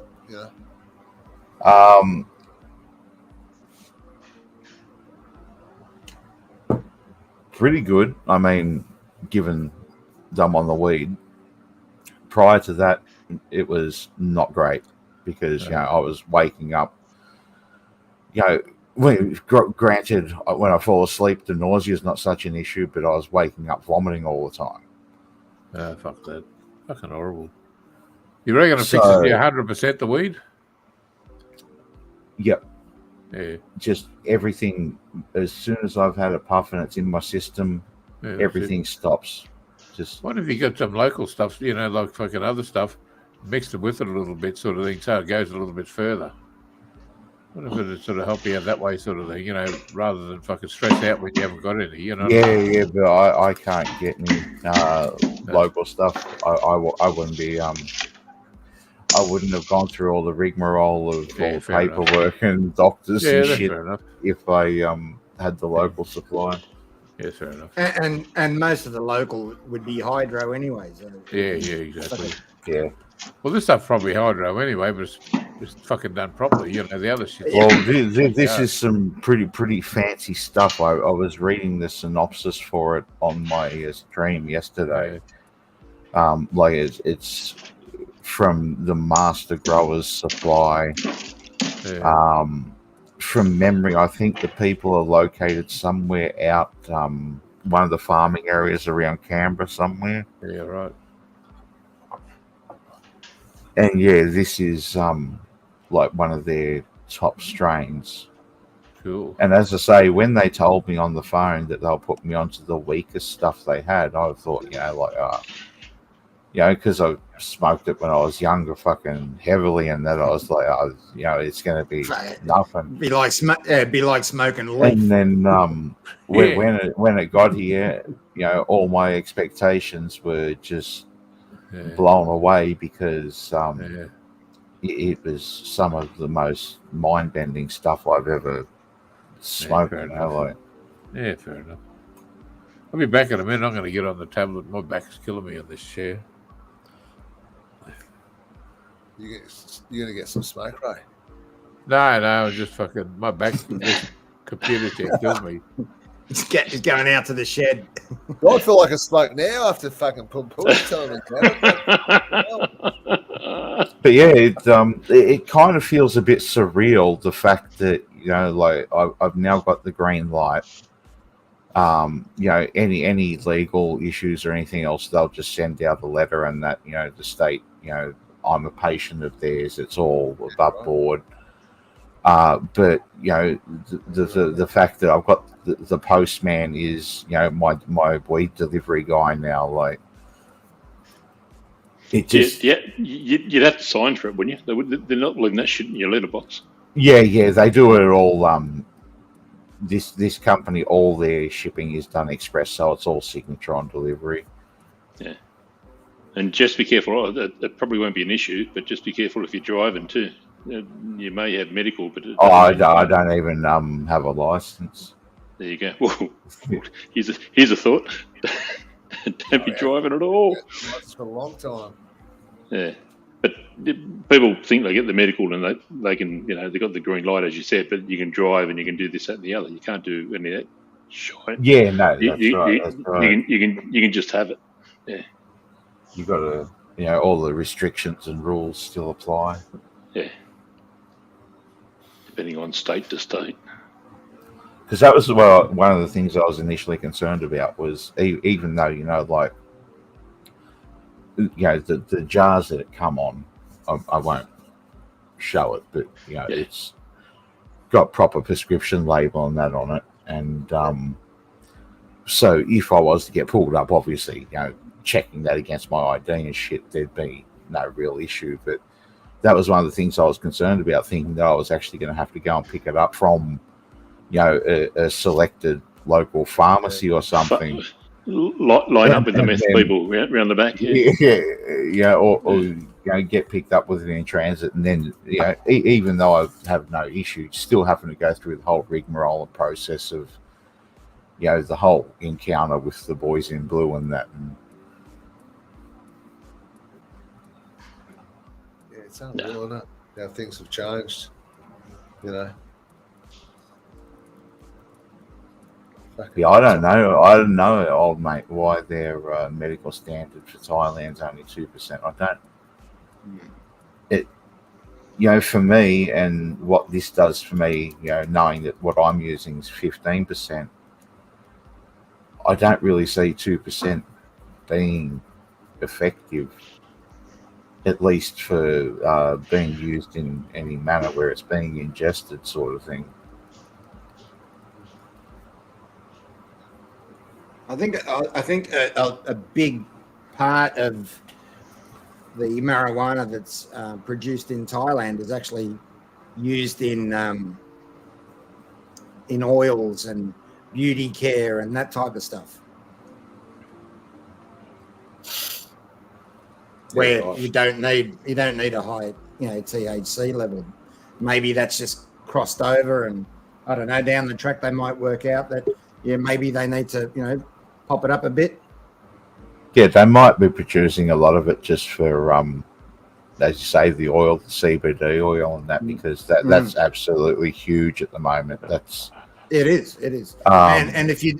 And getting online, I've noticed there are a lot of Thai companies that are pushing the oils and all the byproducts from it. Because that's one of the things. Like I got given the doctors that I go through for the cannabis stuff. They give you access to a website, which is like basically a brochure with all of the different products and strains and different things that they've got. And CBD oil is probably 70% of their catalogue. There's as far as flour and that goes, there's in comparison, it's the absolute bulk of it is CBD oil, and so that in Australia at the moment, through that these one particular group, they're absolutely smashing it out with the amount of different lines and brands of CBD oil that they've got running at the moment.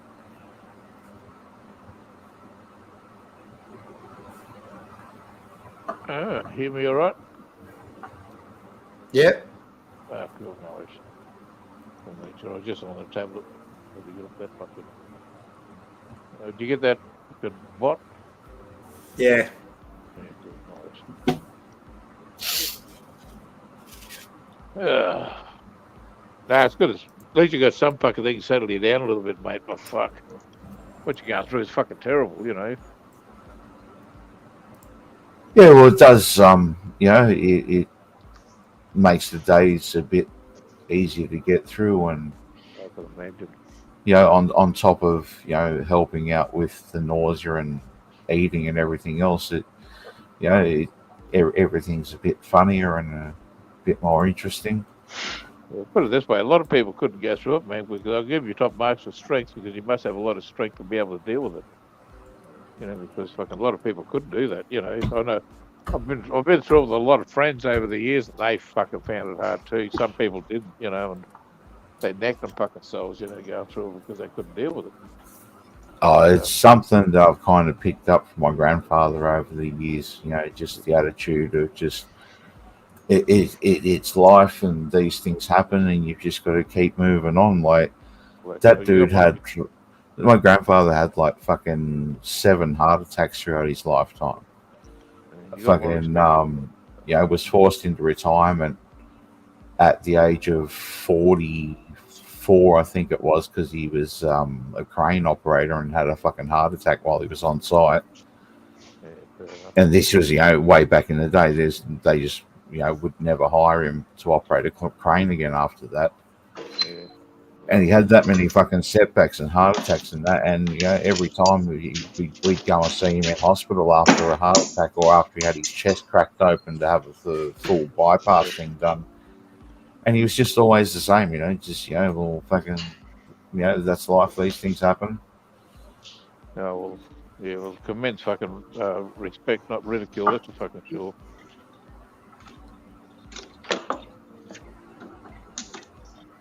Oh, what are we doing? Trying to get set up here. So, Pedro, where you off to tomorrow? Were you sitting put, or you heading north, or? No, I'm heading north, mate. I'm on my bike tomorrow. I'll head down to I'll get up late, fucking probably about 9 o'clock. Head down to Cairns Airport, pick up a hire car, and then head north, mate. Head past up past Port Douglas. And how much a day you charging you? What sort of car you getting? Past his Daintree, mate, and got an Airbnb up there near the Daintree for about a week, and then I'm going to push myself through up to Cooktown. So nice. What sort of car you getting? What's that, mate? You getting a 4x4 or just a 2-wheel drive? No, just a fucking runabout, mate. They drill really. Go on the back road up to Port Douglas, up to Cooktown. Yeah, what? How much they charge you a day? I picked it up pretty cheap. I'm saying that I got it. That's about $1,900 for about 2 weeks. So, 19 or 9. 1,900 for 2 right. weeks. For 2 weeks. Yeah, So. I haven't hired a car for years. I think it was about $100 a day last time I did. That would have been in the mid-90s. Drove down the fucking. So just heading up there, man. Yeah. Looking forward to it, like it's all about the journey, Just don't go jumping in the fucking river up there. Don't go for a fucking swim. You'll leak it in. That, Ray.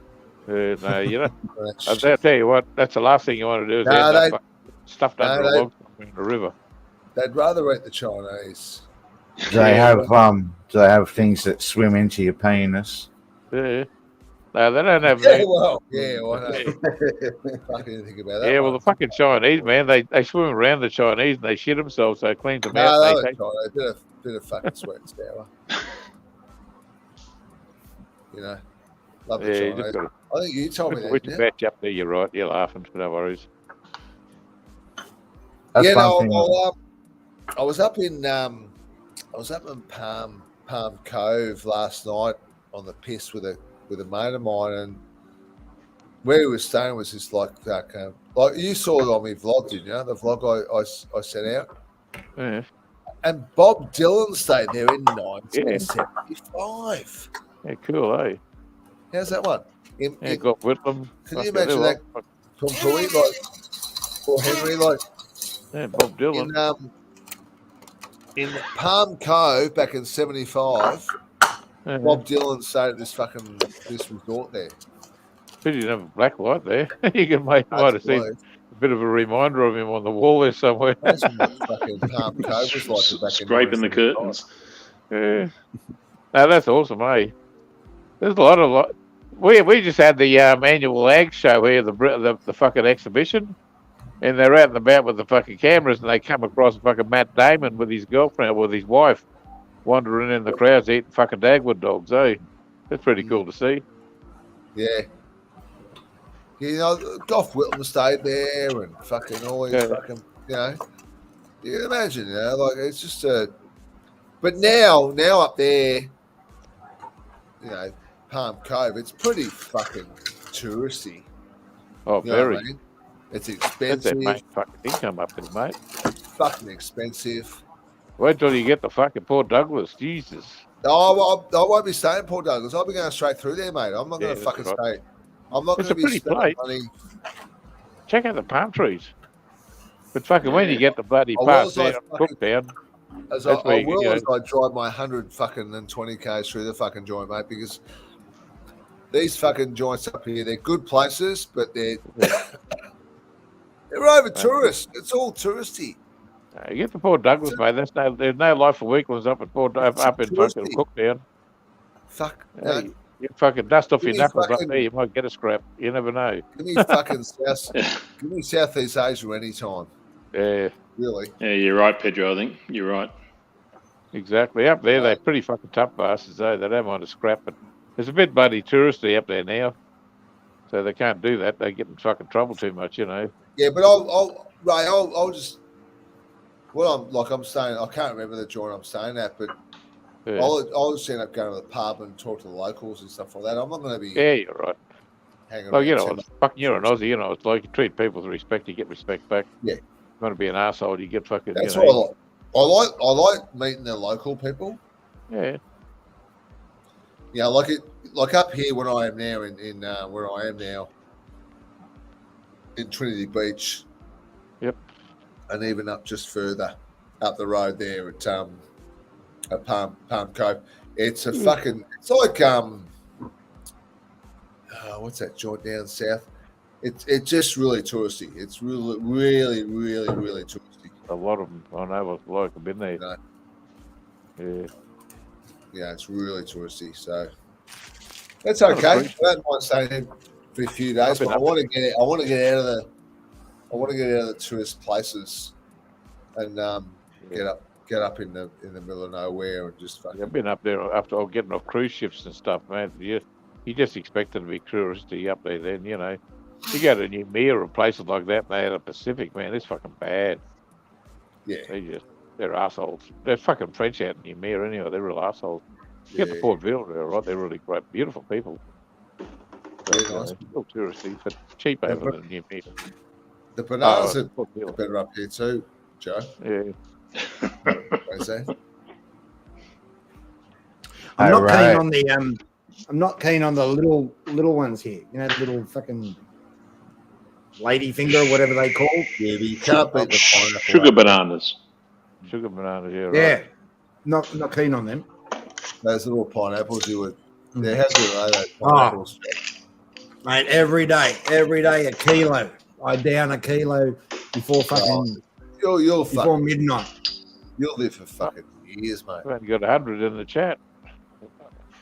Hey Ray, do you know this Timmy bloke in the chat? Yeah, I've seen him before. Yeah, I want to give him a bit of a kiss. Do you want to kiss him? I think he'd probably like that. Yeah, I want to, because he's dropped the hint a few times. He wants to meet up and that, and you want a bit of biscuit? I'm thinking we could do this like clandestine thing in Pattaya, and like just pick a random night, just down on the wharf, once the boats and that are stopped for the night and things get quiet, just go down under the moonlight with the light from the Pattaya sign coming down. Oh, okay, yeah, right. Yeah, put some donuts and eat some fucking pancakes. Yeah, just have just a little bit of a hug and a kiss and that, Yeah, he fucking loves you, eh? Pineapple time. No, not quite. Another hour or so, and I'll get into them. Jeez, you got some work in front of you. Yeah, they're not that big. They're not that big. He's your main yeah, they are. The rub it. Yeah, I'd love to get some of that now. Some of that pineapple. It should be right up here, shouldn't it, Ray? Really? What's that? The pineapple up here. Yeah, it's not too bad. It should be sweet. It's pretty. It's all fucking. It's all tropical up there. Everything should grow well. This is where it's from, isn't it? That stuff in Thailand. It's hard to equal that stuff in Thailand, but that stuff's beautiful over there. It's not forced ripened. You're well past the big pineapple. Where's that? Maroochydore or something? Is that still there or not? Hamburg. Oh, past that. Yeah, well past that. You got. That's got to be the line. Got to be the the border. The pineapple. I've got a few. Crocodile. I've got a few of our local native delicacies here. Yeah. You got kebab there? I got the Milky Way. The Milky Way. There you go. Yeah. Got the Sour Patches. Of course, you've got to keep your health in mind. So, of course, they're the berry ones. Fruits are healthy. Handy. And then, of course, the LCMs. Laughing. Fucking laughing, mate. Shit, mate. It's all about balanced diets and eating healthy. And yeah, fair enough.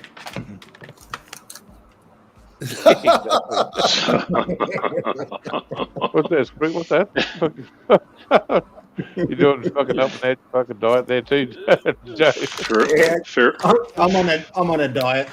I'm also for every pineapple, there's 2 Snickers. working my way through a bit of Mersey Valley as well. Oh yeah. Fuck, I wish I could eat all that stuff. Hey man, I just fucking blow up like a balloon even looking at that stuff. Fuck. I think I've got the world's slowest metabolism.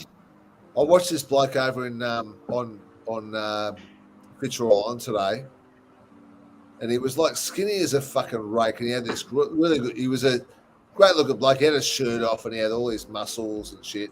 And he had a great looking missus, and they're all sitting there.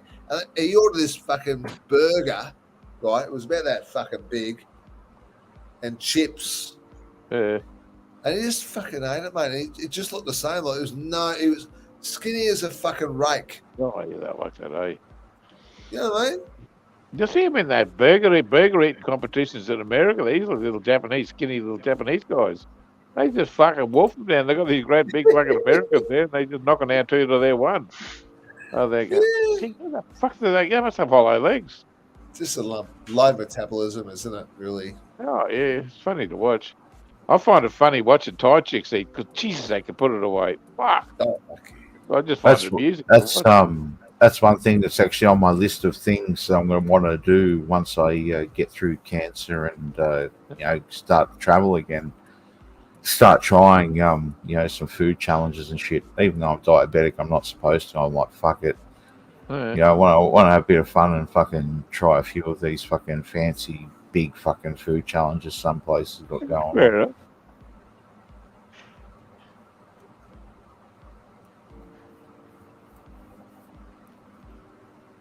Timmy's got hard on for you there, Poppy. Yeah, see, he reckons he's going to give me a hug, but I know he's down for a lot more than that. Yeah, I reckon. Hey, that's a fuck, Get you. He'd be down to Russian trumpet, I'm fucking sure of it.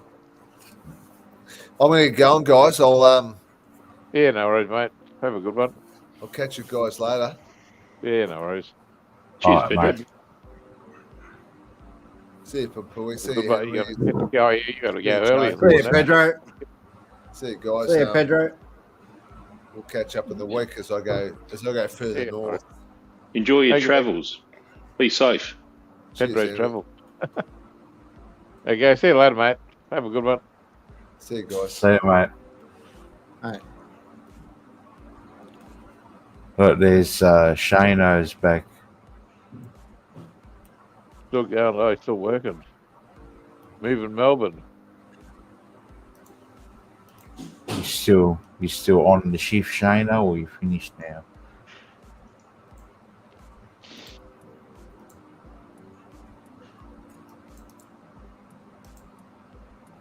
Oh, I had to stop drinking, otherwise I'm going to be sick tomorrow. I don't want to be fucking hungover.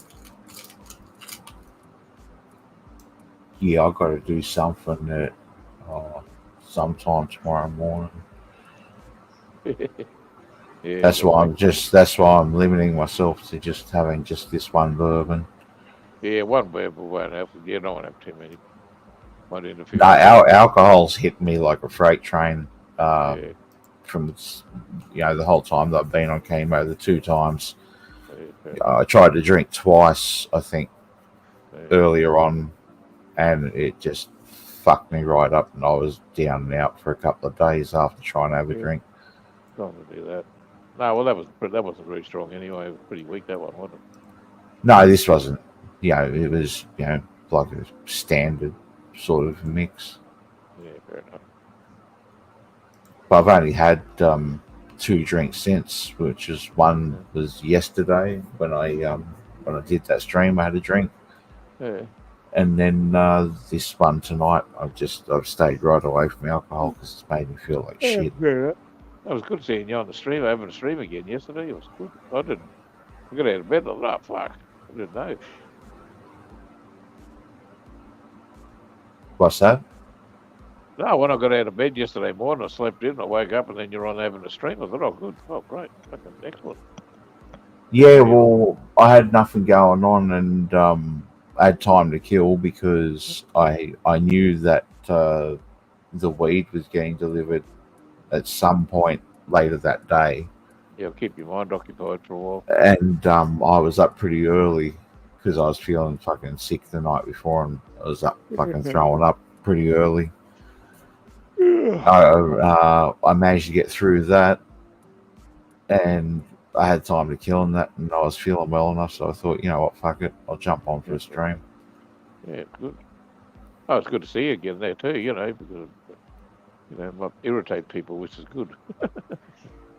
Yeah, it was good to see. Good to, yeah, apart from irritating people, it was good to see that Bumpoo was up to it. That was the surprise that I got.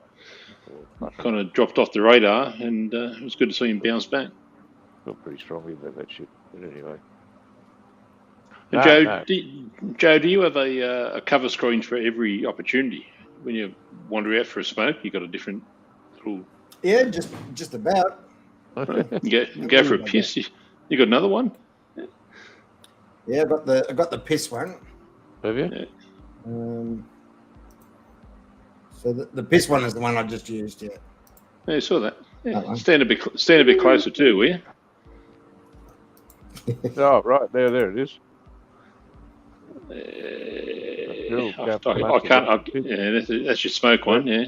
Yeah, fair enough. Pretty self-explanatory. What's that one? That looks like a blue waffle. It's a dinner. Oh, it's right. Like some sort of chicken dish, I think. Yeah, it looks all right. The other one was a snack, was it? The other one's a burger, I think. Yeah, just a snack.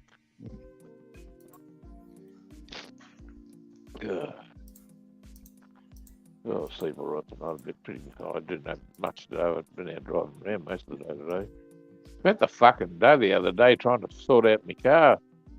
I had to jump in at the start and no, it wouldn't turn over the fucking thing. It was giving me the shits, and I had another battery. I screwed that in.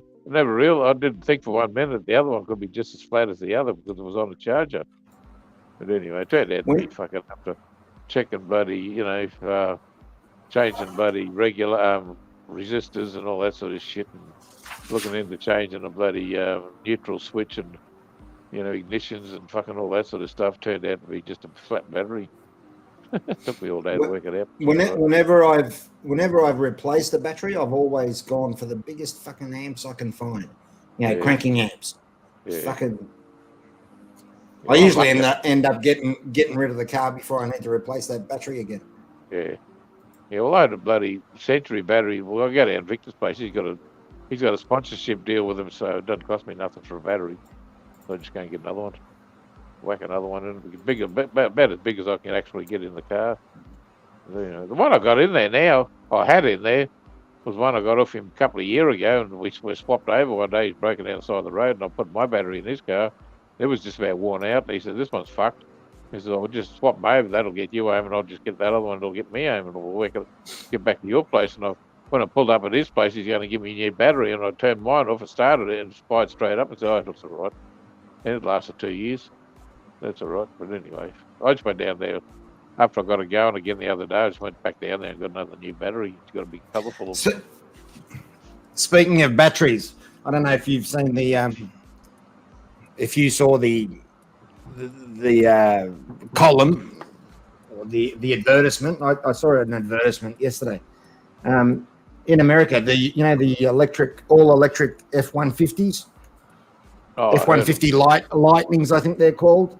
Well, apparently they're selling a few of them, but customers have stopped buying. Well, they not yet. The customers have stopped putting orders in because they've just gone up by $8,500 US because of the cost of battery. The batteries have all gone up in price. So people are going, what? Fucking $8,500? I can't believe these cunts have pulled this fucking hoax off and they've got away with it. I can't fucking believe it.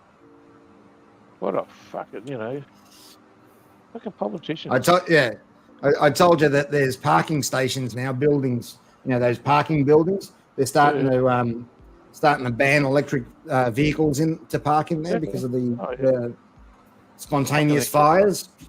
Did I share that thing the other day? That woman was yelling and screaming and they're emptied out the carport. And then next minute, there's a fucking motor scooter, a little fucking kid's scooter that was charging up.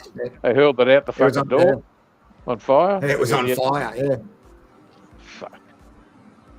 Yeah, I don't know. It's just a fucking joke, mate. Fuck. I don't know. I feel so. I was up there today. I went and saw some people, some friends, and their daughter, she's like my little fucking, adopted daughter, nephew thing, niece thing, But anyway, bloody, I felt sorry for her generation. She's only fucking 18.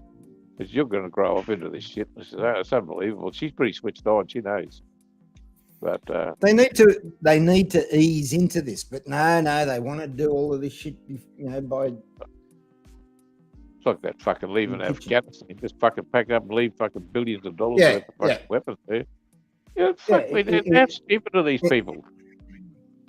Fuck. They should, okay, put in a goal and say, okay, maybe 2040, and slowly, ease yourself into it and ease the whole economy and the infrastructure into it. But no, they want it all done by 2030. Well, fucking 8 years. I can't see an infrastructure being in place in 8 years for all these EVs. There are certain states in America, and I don't know about Australia now, but certain states in America, all combustion engine cars will be banned at 2030 at the strike at midnight. China's the worst. Fucking America's the second worst. Russia and fucking India are after that. Look, they're the ones until they pull their fucking fingers out and do something about it. What we do here makes absolutely fuck all difference. It's just crazy, but then they want to push it here, like they can get fucked. Fuck them, idiots. They just want to look good. They got a little circle. They just want to look good with each other, I just like to trigger people. I think it's fucking normal. That's good, Fucking hell. I like stirring Jimmy up. He bites Louisville. But anyway. Well, their argument is that there's too much pollution going into the air, so we've got to go EV, we've got to go electric vehicles. Well, cars in general across the planet are responsible for a very small amount of the carbon footprint. Of the carbon of the carbon footprint. The manufacturing and is the majority of it, and then you've got transport. You've got fucking ships and planes and trains and all that sort of shit, and then the cars come into it. And the cars are like I couldn't give you a fucking number right now. It's 15%, 16% of the carbon footprint, worldwide.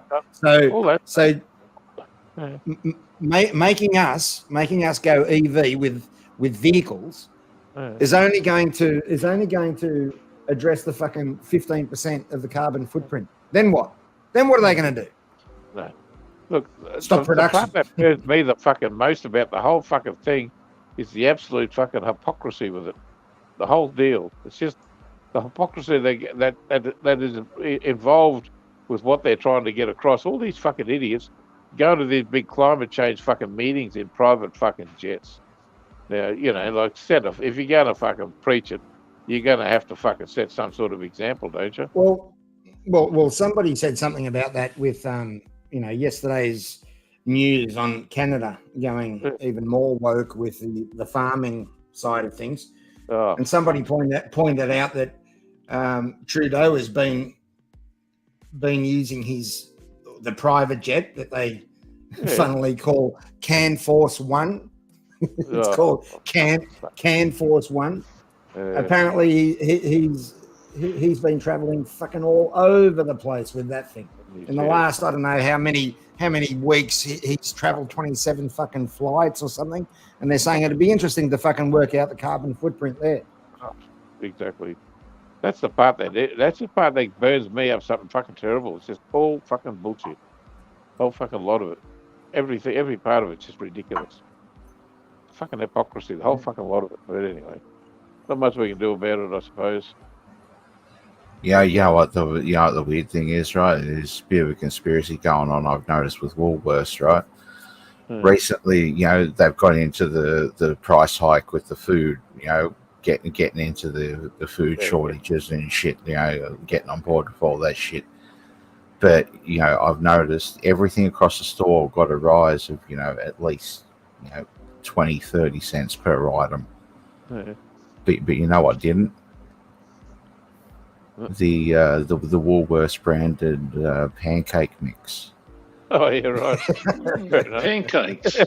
So I think what's going on is, right, they're using the pancake mix because obviously when people realise that there's been no price hike on it, you know, everybody's going to start, you know, there's going to be increased purchasing on it. And I think they're using that, you know, to do this, you know, this mass brainwashing thing. I don't know what the end game is, you know, what the actual, you know, the brainwashing is for. But yeah, there's definitely something going on when every product store wide except for one, you know, gets that price rise. There's something going on with that. I think it's a pancake-led recovery, perhaps, I'm doing. Yeah. You know, what I was saying about before about pancaking, Joe, a mate of mine, he got himself a part-time job down at the local fucking mall, cleaning 2 nights a week. He reckons the fucking kids down there these days, he says they got a new thing. I said, what's that? He says, pancaking. I said, what the fuck's that? He said, they get little cunts, they get in the shit house. And he says, one of them will go in and do a turd in the dunny, then he'll put a bit of paper over it, and his mate will come in and do a turd over the top of that, put a bit of paper over it. By the time he gets to the end of the gag, he says, they've got a fucking like a pyramid of turd in the toilet. And he said, then they go and leave it. And then the cleaner's got to, it's me, he says, got to go in and fucking clean it, the little cunts. He says, if you hit the bucket flush button, he says, you got it all over the floor. You want to be number one in that line, don't you? You want to be the first and not number 12. Yeah. Oh, yeah, exactly. Yeah. What a fucking, you know, like we got up to mischief when we were kids. We never did anything like that. Yeah. At least we had simple games, you know, like chase the fucking bully with the piece of shit on a stick, or fucking yeah. We go and do a turn on, put a turn on fucking on a doorstep. Who can piss in each other's mouth the fastest, or fucking, you know, like just simple, average, everyday stuff that all the kids played, you know, like, or soggy sayos once you got to a certain age. Soggy sayos. Oh, fucking hell. But anyway, fucking I picked myself laughing when he told me about that. I just said to him, so I suppose a pancake breakfast is out of the question. Either the cats, they took me pancakes away from me, so I love pancakes. Used to. Now every time I think of pancakes, I think of big turds. But anyway. I'll get off here shortly. I think I'm fucking going to sleep. Yeah, if you're jumping off, I'm jumping off as well. Yeah, been a good stream, I've had a big day. Yeah, 4 hours. That's a good stream. You've done well. Yeah, it'd be good. No, if you want to call it, I'll put up the goodbye video and we'll pull the pin. Yeah, I'm happy. I'm feeling going and fucking. I don't think we've got too many left in the chat, but thanks everybody for popping in. Yeah, 37. Thanks, Pampui. Thanks, Henry, for popping on. Yeah, thanks, Henry. No problems. Yeah. Thanks for having me on. Exactly. Thanks for having us. Yeah, mate. No worries. You're both fucking welcome anytime. Yeah, definitely. All right, I'll put up the Falung song and then I'll pull the pin. Okie dokie. I'll catch you later. See you.